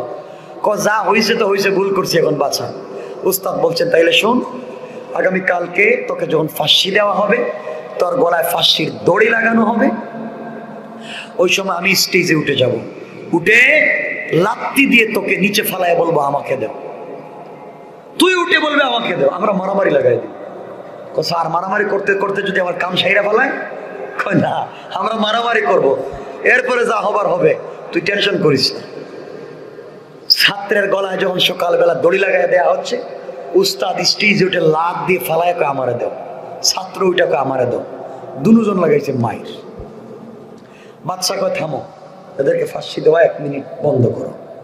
এই কি হয়েছে? ফাঁসির দড়িতে ঝুলে কেউ মরতে চায় না, আর তোমরা দেখি মারামারি করো। মরার জন্য কি ব্যাপার? মুরব্বী ছাত্ররা জিজ্ঞেস করছে কি হয়েছে? আমি কিচ্ছু জানি না, আমার উস্তাদ জানে।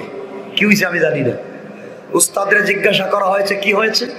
উস্তাদ বলতেছেন, বাদশা আপনি জানেন না, আপনার এই ফাঁসির দড়িতে ঝুলা মরার একটা ফজিলত আছে।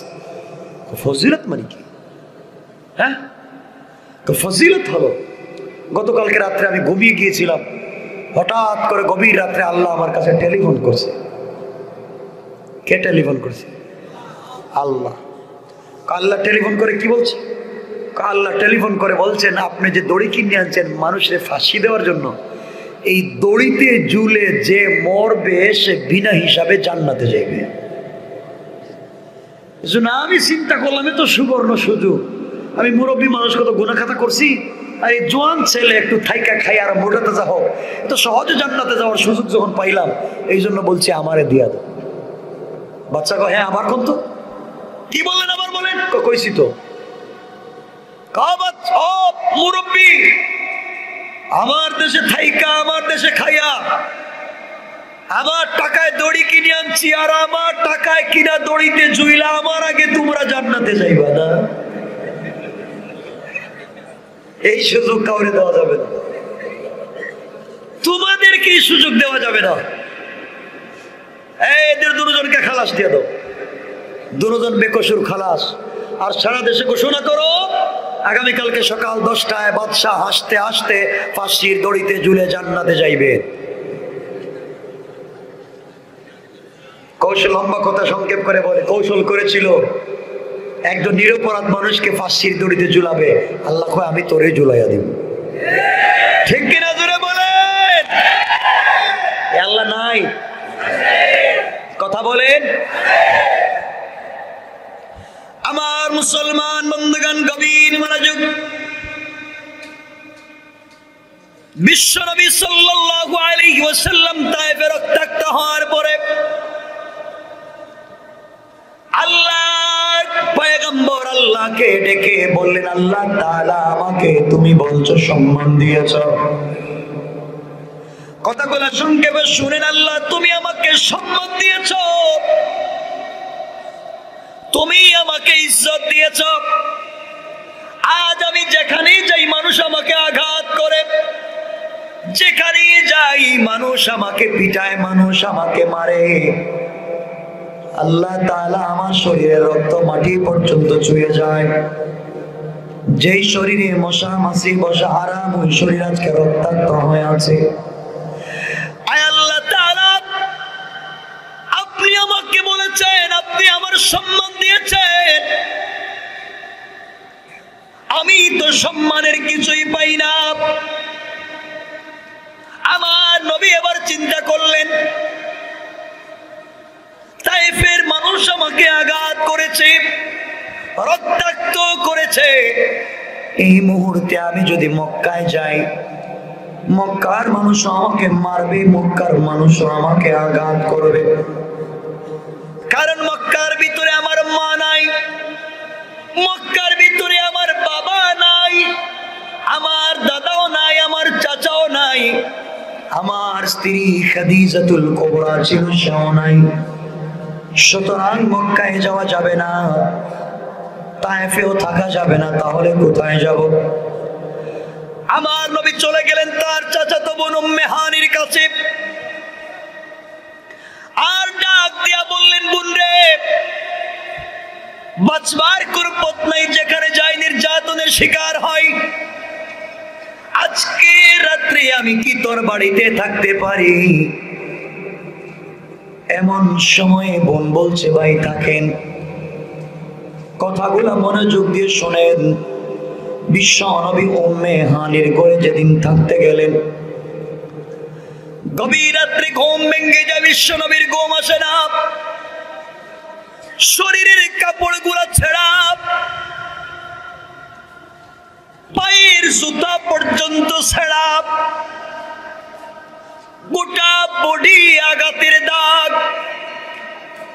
বিশ্ব নবী সাল্লাল্লাহু আলাইহি ওয়াসাল্লাম গভীর রাতে ঘুম থেকে উঠে কান্না করেন, আল্লাহ তাআলা আপনি বলেছেন আমার সম্মান দিয়েছেন, আমি তো সম্মানের কিছুই পাই না, আমি যেখানে যাই ওখানে আঘাতপ্রাপ্ত হই। এবার আল্লাহ বিশ্ব নবীর কান্না সহ্য করতে পারলেন না, জিবরিল আমিনকে পাঠায়া দিলেন, জিবরাইল যাও আমার বন্ধুর কাছে চলে যাও, কাবা চত্বরে নিয়ে যাও। জিবরিল আমিন এসে বিশ্ব নবীকে কাবা চত্বরে নিয়ে গেলেন, শোয়া দিলেন, বুকটা কাটলেন, জমজমের পানি দিয়ে কি যেন দইলেন, ইলম এবং হিকমত ভিতরে ঢুকায়া দিয়ে অপারেশন করে দিলেন। আমার নবী এখানে বসে আছেন, আল্লাহ ডাক দিয়ে বললেন, জিবরাইল আমি আমার বন্ধুর সঙ্গে ওয়াদা দিয়েছি, তাকে আমি সম্মান দিয়েছি, ইজ্জত দিয়েছি, আমার আমার বন্ধু কষ্ট পাচ্ছেন তায়েফে রক্তাক্ত হওয়ার পরে। সুতরাং এই মুহূর্তে তুমি আমার বন্ধুকে নিয়ে বাইতুল মুকাদ্দাসের দিকে চলে যাও। আমি আল্লাহ আমার পরে সকল সৃষ্টির মধ্যে বিশ্ব নবীকে সম্মান দিতে চাই। সুবহানাল্লাহ। আমার বন্ধুগণ বিশ্ব নবীকে নিয়ে জিবরাইল চললেন। শরীরের কাপড়গুলো ছেড়া, পায়ের জুতা মুবারক ছেড়া, বাড়ির মধ্যে স্ত্রীও নাই। আমার নবী যখন বাইতুল মুকাদ্দাস পৌঁছে গেলেন, আল্লাহ রাব্বুল ইজ্জত ওয়াল জালাল আগে থেকে আদম থেকে ঈসা পয়গম্বর সবাইকে এখানে একত্রিত করেছিলেন। আমার নবী যাওয়ার পরে কেউ বলতেছেন 2 রাকাত সালাত পড়ান না আদম সফিউল্লাহ, কেউ বলেছেন 2 রাকাত সালাত পড়ান ইব্রাহিম খলিলুল্লাহ, কেউ বলেছেন 2 রাকাত সালাত পড়ান মুসা কালিমুল্লাহ, কেউ বলেছেন 2 রাকাত সালাতের ইমামতি করেন ঈসা রূহুল্লাহ। আমার আল্লাহ জিবরাইলকে ডাক দিয়া বললেন, জিবরাইল, আমি আমার বন্ধুর সম্মান বাড়াতে চাই, সবার সামনে সম্মানিত করতে চাই।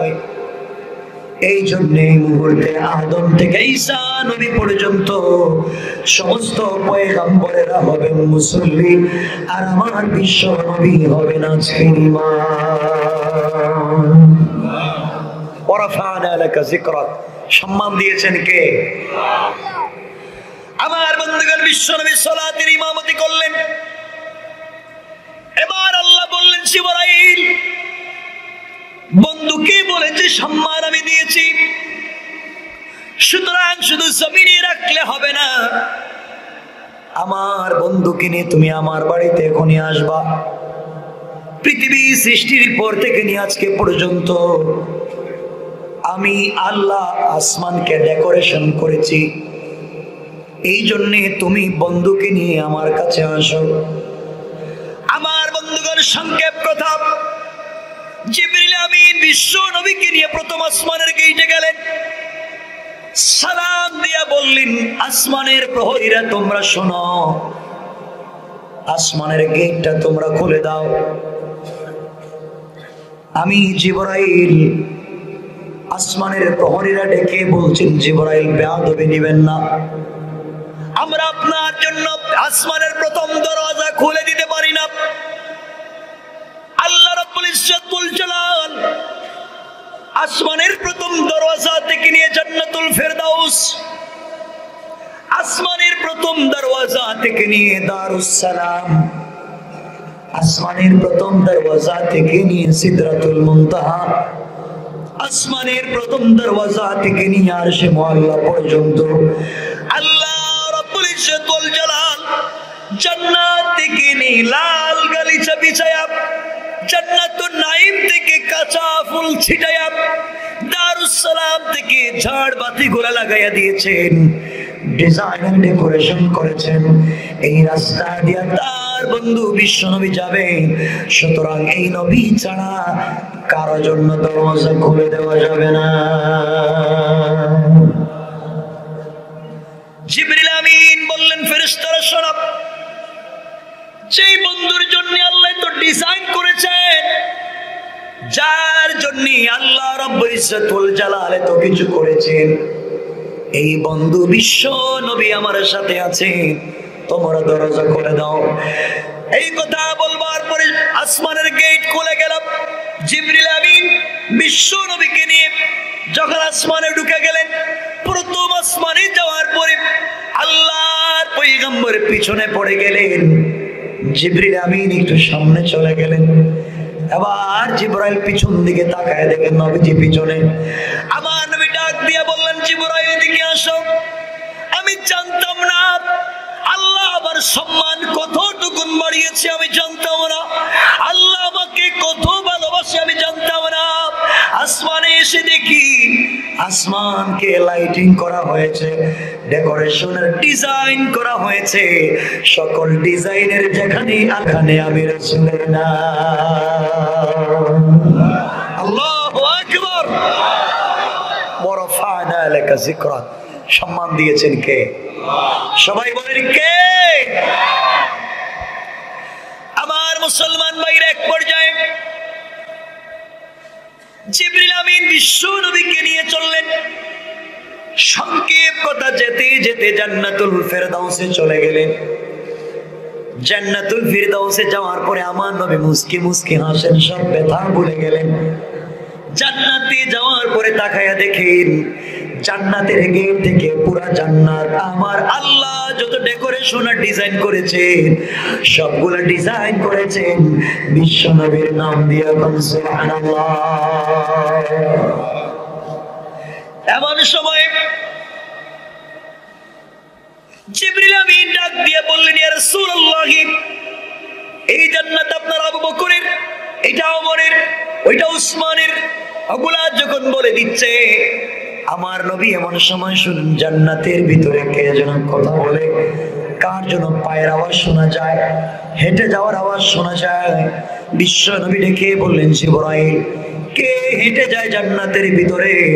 আমি আসার আগে কি কেউ জান্নাতে এসেছে নাকি? জিবরাইল ডাক দিয়া বললেন, ইয়া রাসূলুল্লাহ, না না, আপনি আসার আগে জান্নাতুল ফিরদাউসের ভিতরে কেউ আসে নাই, তাহলে জান্নাতের ভিতরে হেঁটে যায় কে? জিবরাইল বললেন, ইয়া রাসূলুল্লাহ, আপনি একটু চিন্তা করে দেখেন, কান লাগায়া দেখেন কে হেঁটে যায়। আমার নবী কান লাগালেন, কান লাগায়া তিনি শুনতে পান খলম জুতা, কাঠের জুতার আওয়াজ শোনা যায়। তিনি বললেন, জিবরাইল, এটা তো আমার কালো বিলালের পায়ের আওয়াজ শোনা যায়। সুবহানাল্লাহ, জোরে পড়েন। এমন এক যুবকের পায়ের আওয়াজ শোনা যায় যার ডাইস ঠিক নাই, যার মুখের ডিজাইন ঠিক নাই, ঠোঁট মোটা, দাঁত বের হয়ে যায়, আলা জিহ্বা খাটো, চক্ষু ছোট, ইথিওপিয়ায় বাড়ি, পাওয়ারের লাইনের মতো ফাড়া ফাড়া কালো মানুষ, বেটে মানুষ। এমন কালো একজন মানুষ সমাজের ভিতরে যার কোনো সম্মান নাই, সমাজের ভিতরে যার কোনো কোয়ালিটি নাই, কোনো ইজ্জত নাই, কিন্তু আল্লাহ এবং বিশ্ব নবীর সঙ্গে সম্পর্ক রাখবার কারণে আল্লাহ রাব্বুল ইজ্জত ওয়াল জালাল তাকে এত পছন্দ করেছেন, দুনিয়া জীবিত থাকতে তার পায়ের আওয়াজকে জান্নাতে রেকর্ড করে দিয়েছেন। সুবহানাল্লাহ। আমার বন্ধুগণ, বিশ্ব নবী আসলেন, বেলালকে বললেন, বেলাল রে, তুমি কি এমন আমল করো যে আমলের কারণে তোমার পায়ের আওয়াজ আমি জান্নাতে পেয়েছি?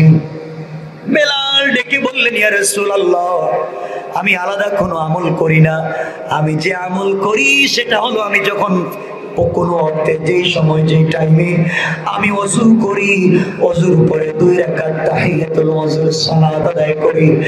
আল্লাহর পয়গম্বর জোড়ায় চোখের পানি ছেড়ে ডাক দিয়া বললেন, বেলাল, তুমি যে সময় পেলে ওযু করার পরে 2 রাকাত তাহিয়াতুল ওযুর নামাজ আদায় করো। আল্লাহ রাব্বুল ইজ্জতুল জালাল এই 2 রাকাত নামাজের বরকতে এত খুশি হয়েছেন, তোমার পায়ের আওয়াজকে জান্নাতে রেখে দিয়েছেন। সুবহানাল্লাহ। এজন্য সুযোগ পেলে তাহিয়াতুল ওযু আপনারা আদায় করবেন। আমার বন্ধুগণ, বিশ্ব নবী এবার দারুস সালামে গেলেন। আপনারা তো শুধু জান্নাতুল ফিরদাউসের খবর জানেন, দারুস সালাম নামে জান্নাতের কোনো খবর জানেন না।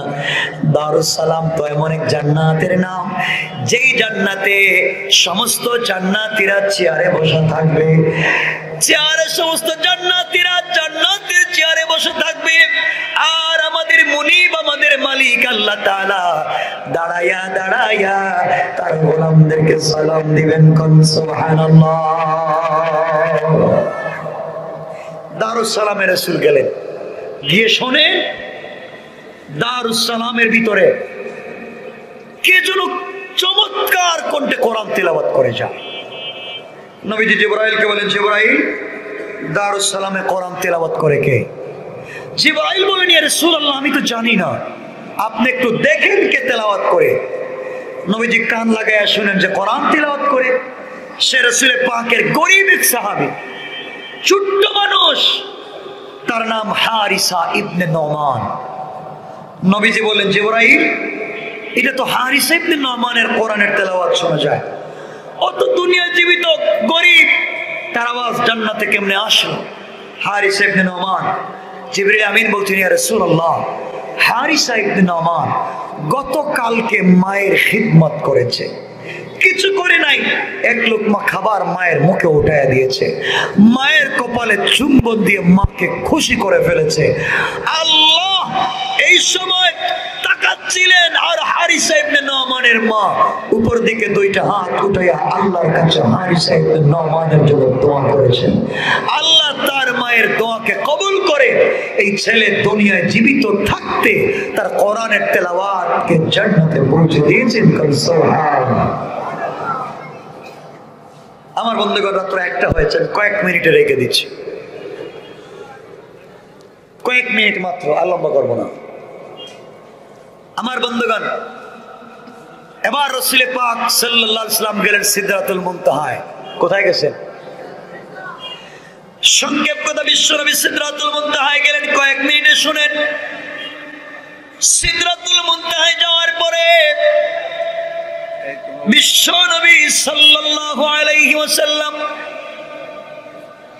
সিদরাতুল মানে কুল গাছ, বড়ই গাছ, মুনতাহা মানে শেষ প্রান্ত, সৃষ্টির শেষ প্রান্তরের বড়ই গাছে বিশ্বনবীর কাছে যখন গেলেন, তাকায়া দেখেন প্রত্যেকটা বড়ই পাতার এক পাশে আল্লাহর নাম, অপর পাশে বিশ্বনবীর নাম। ওয়ারাফা'না লাকা যিকরাক, সম্মান দিয়েছেন কে? সবাই বলেন কে? আল্লাহ। আমার নবী ঘুরলেন, দেখলেন, এমন সময় জিবরিল আমিন বলছেন, ইয়া রাসূলুল্লাহ, আমি গেলাম, আমি আর সামনে যেতে পারবো না, আপনি যান। এখান থেকে জিবরিল আমিন বিদায় নিলেন। আমার নবী দাঁড়িয়ে আছেন, আল্লাহ রাব্বুল ইজ্জত জালাল এখান থেকে বিশ্ব নবীকে নেওয়াবেন আরশে মুআল্লা পর্যন্ত। এমন সময় বিশ্ব নবী দাঁড়িয়ে আছেন। মানুষ যখন একা হয়ে যায়, মানুষের দুঃখের কথা মনে হয়। রাসূল পাকের মনে হলো, আজকে এত সম্মান আল্লাহ আমাকে দিয়ে আরশে মুআল্লা পর্যন্ত নিয়ে আসেন, কিন্তু আমার কলিজার টুকরা স্ত্রী খাদিজাতুল কুবরা দুনিয়ার জমিনে নাই। যদি আমার স্ত্রী বেঁচে থাকতো, তার কাছে গিয়ে আজকের সম্মানের কথা বলতাম। এমন সময় বিশ্বনবী যখন দাঁড়িয়ে আছেন আরশে মুআল্লায় যাওয়ার জন্য, হঠাৎ করে পায়ের দিকে তাকায়া দেখেন নবীজির পায়ের মধ্যে জুতা মুবারক ছেঁড়া, শরীরের কাপড় গুলাও ছেঁড়া। বিশ্বনবী চোখের পানি ছেড়ে বলেন, আল্লাহ তাআলা, আজ আমি আল্লাহর সঙ্গে দেখা করতে যাব, কিন্তু আমি এত গরিব, আমি একটা ভালো জামা পরে আসতে পারলাম না, ছেঁড়া জুতা, ছেঁড়া কাপড়। আমার নবীর হঠাৎ মনে পড়ল, এই ছেঁড়া জুতা নিয়ে আরশে আজিমে যাওয়া যাবে না। একবার মুসা কালিমুল্লাহ আল্লাহর সঙ্গে দেখা করবার জন্য তুর পাহাড়ে গিয়েছিলেন। আল্লাহ বলেছিলেন, মুসা, ফাখলা'না আলাইকা ইন্নাকা বিল ওয়াদিল মুকদ্দাস তুওয়া। মুসা, তুরে সাইনা, এটা পবিত্র পাহাড়, জুতা নিয়ে আসা যাবে না, জুতা খুলে পাহাড়ের উপরে উঠতে হবে। বিশ্ব নবী চিন্তা করলেন, মুসা আলাইহিস সালামকে আল্লাহ জুতা সহ উঠতে দিলেন না, শুধুমাত্র একটা মাটির পাহাড়ে, আর আমি কেমনি ছাড়া জুতা নিয়ে আরশে আজিমে যাই? নবীজি জুতা মুবারক খুলে ফেললেন, জুতা খুলে দাঁড়িয়ে গেলেন। আল্লাহ চিৎকার করে ডাক দিয়া বলছেন, বন্ধু আমার, তুমি তোমার পায়ের জুতা খুলে ফেলতে পারো না, তুমি তোমার পায়ের মধ্যে জুতাটা পরে ফেলো। তুমি জানো না আমি তোমাকে কত সম্মান ইজ্জত দিয়েছি, বন্ধুরে তোমার জুতার নিচে যে ধুলি কণাগুলা রয়েছে, বালি রয়েছে, আমি আল্লাহ আমার আরশে আজিমকে এই বালি কণার দ্বারা সম্মানিত করতে চাই। আল্লাহু আকবার। ওয়া রাফা'না লাকা যিকরাক। কথাগুলো বুঝতেছেন আমার? আমি জানি না আপনারা কেমন তাফসীর বুঝেন। ওয়া রাফা'না লাকা যিকরাক, নবী তোমাকে কত সম্মান দিয়েছি, শুধু তোমার না, তোমার জুতারও সম্মান দিয়েছি, ঠিক না? আমার নবী দাঁড়িয়ে আছেন, সংক্ষেপ কথা, বিশ্ব নবী আরশে আজিমে চলে গেলেন। আল্লাহ কোরআনে বলছেন ফাকাবা কাউসাইনি আও আদনা, দনুকে বাঁকা করলে যত কাছে চলে আসে তত কাছাকাছি সামনাসামনি বসে আল্লাহ এবং বিশ্ব নবী কথা বলেছেন। সুবহানাল্লাহ। এখানে কোন নবী গেছেন? গিয়েছেন? নবীজি আরশে আজিমে গিয়েছেন, এখন শুধু হাসতেছেন। নবীজির হাসিতে দাঁত মোবারক বের হয়ে যায়। আল্লাহ বলেন, বন্ধু ঘুম থেকে উঠাইলাম, কাঁদতেছো, কেউ নাই, তোমাকে মারছে, পিটাইছে, দুঃখ পাইছো, তোমার কলিজার টুকরা স্ত্রী খাদিজাও নাই, যার চেহারার দিকে তাকালে তুমি দুনিয়ার সবকিছু ভুলে যেতে, যার কাছে বসলে দুনিয়ার ব্যথা ভুলে যেতে, খাদিজা নাই, তুমি কত ব্যথা পেয়েছো, এখন হাসতেছো কেন? আমার নবীজি বলছেন, আল্লাহ তাআলা তুমি আমাকে এত ভালোবাসো, এত সম্মান দিয়েছো, আমি জানতাম না। আমি আরশে আজিমে আয়েশা দেখি তোমার আরশে আজিমের ডিজাইন করা, ডেকোরেশন করা, আরশে আজিমের যত সুন্দর ডিজাইন আছে সকল ডিজাইন তো আমার নাম দিয়া করেছে। সুবহানাল্লাহ। আল্লাহ বলছেন ওয়া রাফা'না লাকা যিকরাক, সম্মান দিয়েছি আমি, শুধু এই আরশে আজিমটা তোমার নামে ডিজাইন করে নাই। বন্ধু, আমি আল্লাহ দুনিয়া যা সৃষ্টি করেছি, কেউ যদি সূক্ষ্মভাবে সৃষ্টির দিকে তাকায়, সকল সৃষ্টিকে আমি আল্লাহ ডিজাইন করেছি তোমার নাম দিয়া। সুবহানাল্লাহ। ওয়া রাফা'না লাকা যিকরাক। আমার বন্ধুগণ, এবার আল্লাহর সঙ্গে রাসূলের কথা হচ্ছে, কথা হচ্ছে না?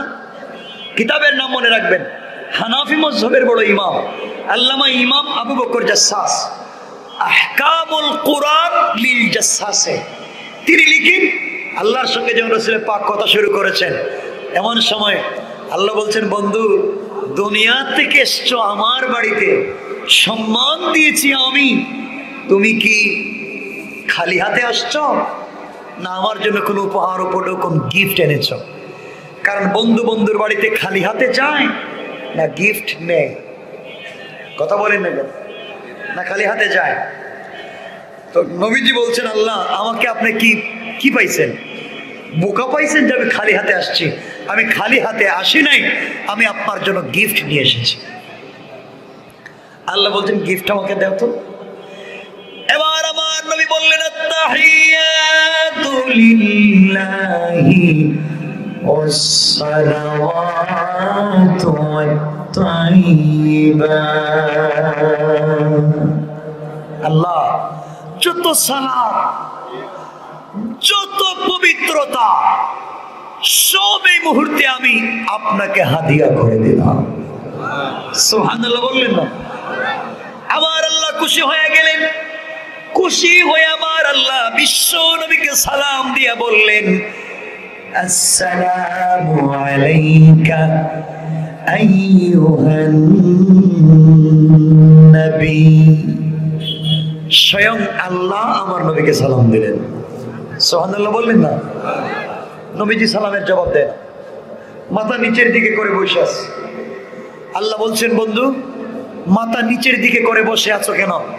সালামের জবাব দিচ্ছ না কেন? আমার নবীজি ডাক দিয়ে বলছেন, আল্লাহ আমি তোমার বাড়িতে এসেছি, আসার পর থেকে তুমি কত কথা আমাকে জিজ্ঞাসা করেছো, সকল কথার জবাব দিয়েছি, এখন সালাম দিয়েছো, এতক্ষণ তোমার সঙ্গে আমি কথা বলতেছি, আমি তোমার সালামের জবাব দিব না?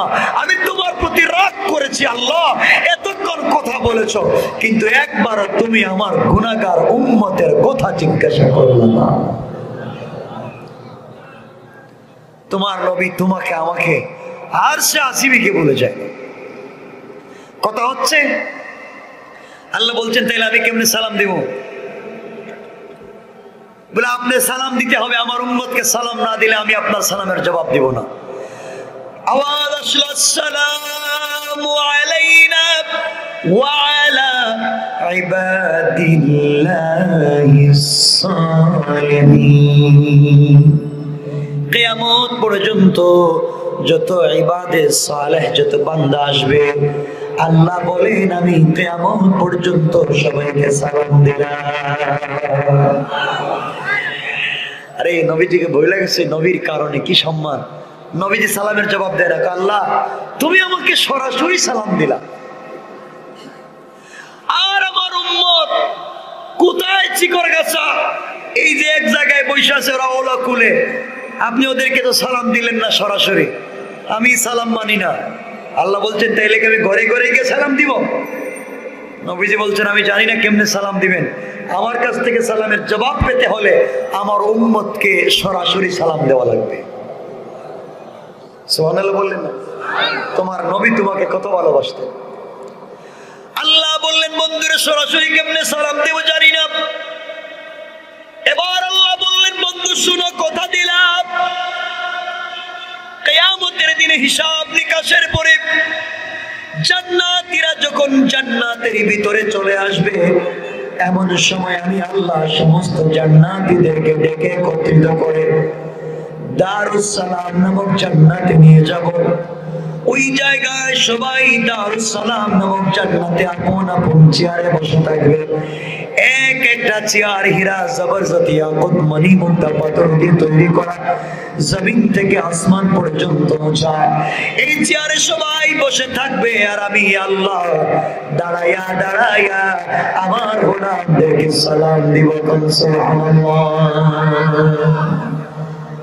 আমার নবী বললেন আল্লাহ তাআলা মানি না, আপনি যে আমার উম্মতকে সালাম দিবেন বিশ্বাস করি, কিন্তু দলিল লাগবে, প্রমাণ লাগবে। আল্লাহ বললেন বন্ধু আপনি কি বিশ্বাস করেন না আমি যে সালাম দিব? বিশ্বনবী বলছেন আল্লাহ তাআলা বিশ্বাস করি, কিন্তু মনের ভিতরে শান্তি পাচ্ছি না, আপনি প্রমাণ দেন। সালাম যে দিবেন এর প্রমাণ কি? আল্লাহ বলেন আমি কোরআনে আয়াত নাযিল করে দিলাম। আল্লাহ বললেন তাহিয়াতুহুম ইয়াওমা ইয়ালকাউনাহু সালাম। ও বন্ধু কিয়ামতের দিনে তোমার উম্মত যখন জান্নাতুল দারুস সালাম নামক জান্নাতে হাজির হবে, ওই সময় আমি আল্লাহ দাঁড়ায়া দাঁড়ায়া তোমার উম্মত গুলাকে সালামের ওয়াদা দিলাম। কেমন নবী? এবার মানছি আপনি সালাম দিয়েছেন। আমার বন্ধুগণ এরপরে আমার নবীর সঙ্গে কথা হচ্ছিল, অনেক কথা চলতেছে। আল্লাহ এই সম্মান সম্মান দিয়েছেন কে?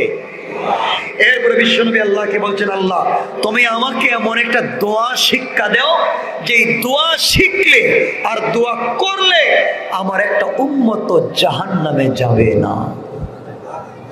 সুবহানাল্লাহ বললেন না? এই দোয়াটা কি আর কোন দোয়া আল্লাহ শিক্ষা দিলেন, উম্মতকে রাসূল পাক কোন দোয়া করতে বললেন, এটা এদিকে আর যাব না, আজকে এখানে রেখে দিলাম। কথা শুনেন, এখানেই রেখে দিলাম। আর আল্লাহ গেছেন, এখন আল্লাহ রাসূল গিয়েছেন আরশে আসিমে, ওখানে থাকুক, আল্লাহর সঙ্গে কথা বলুন। আজকে নামানোও যাবে না আর দোয়াটাও আজ বলা যাবে না, এখানে রেখে দিলাম।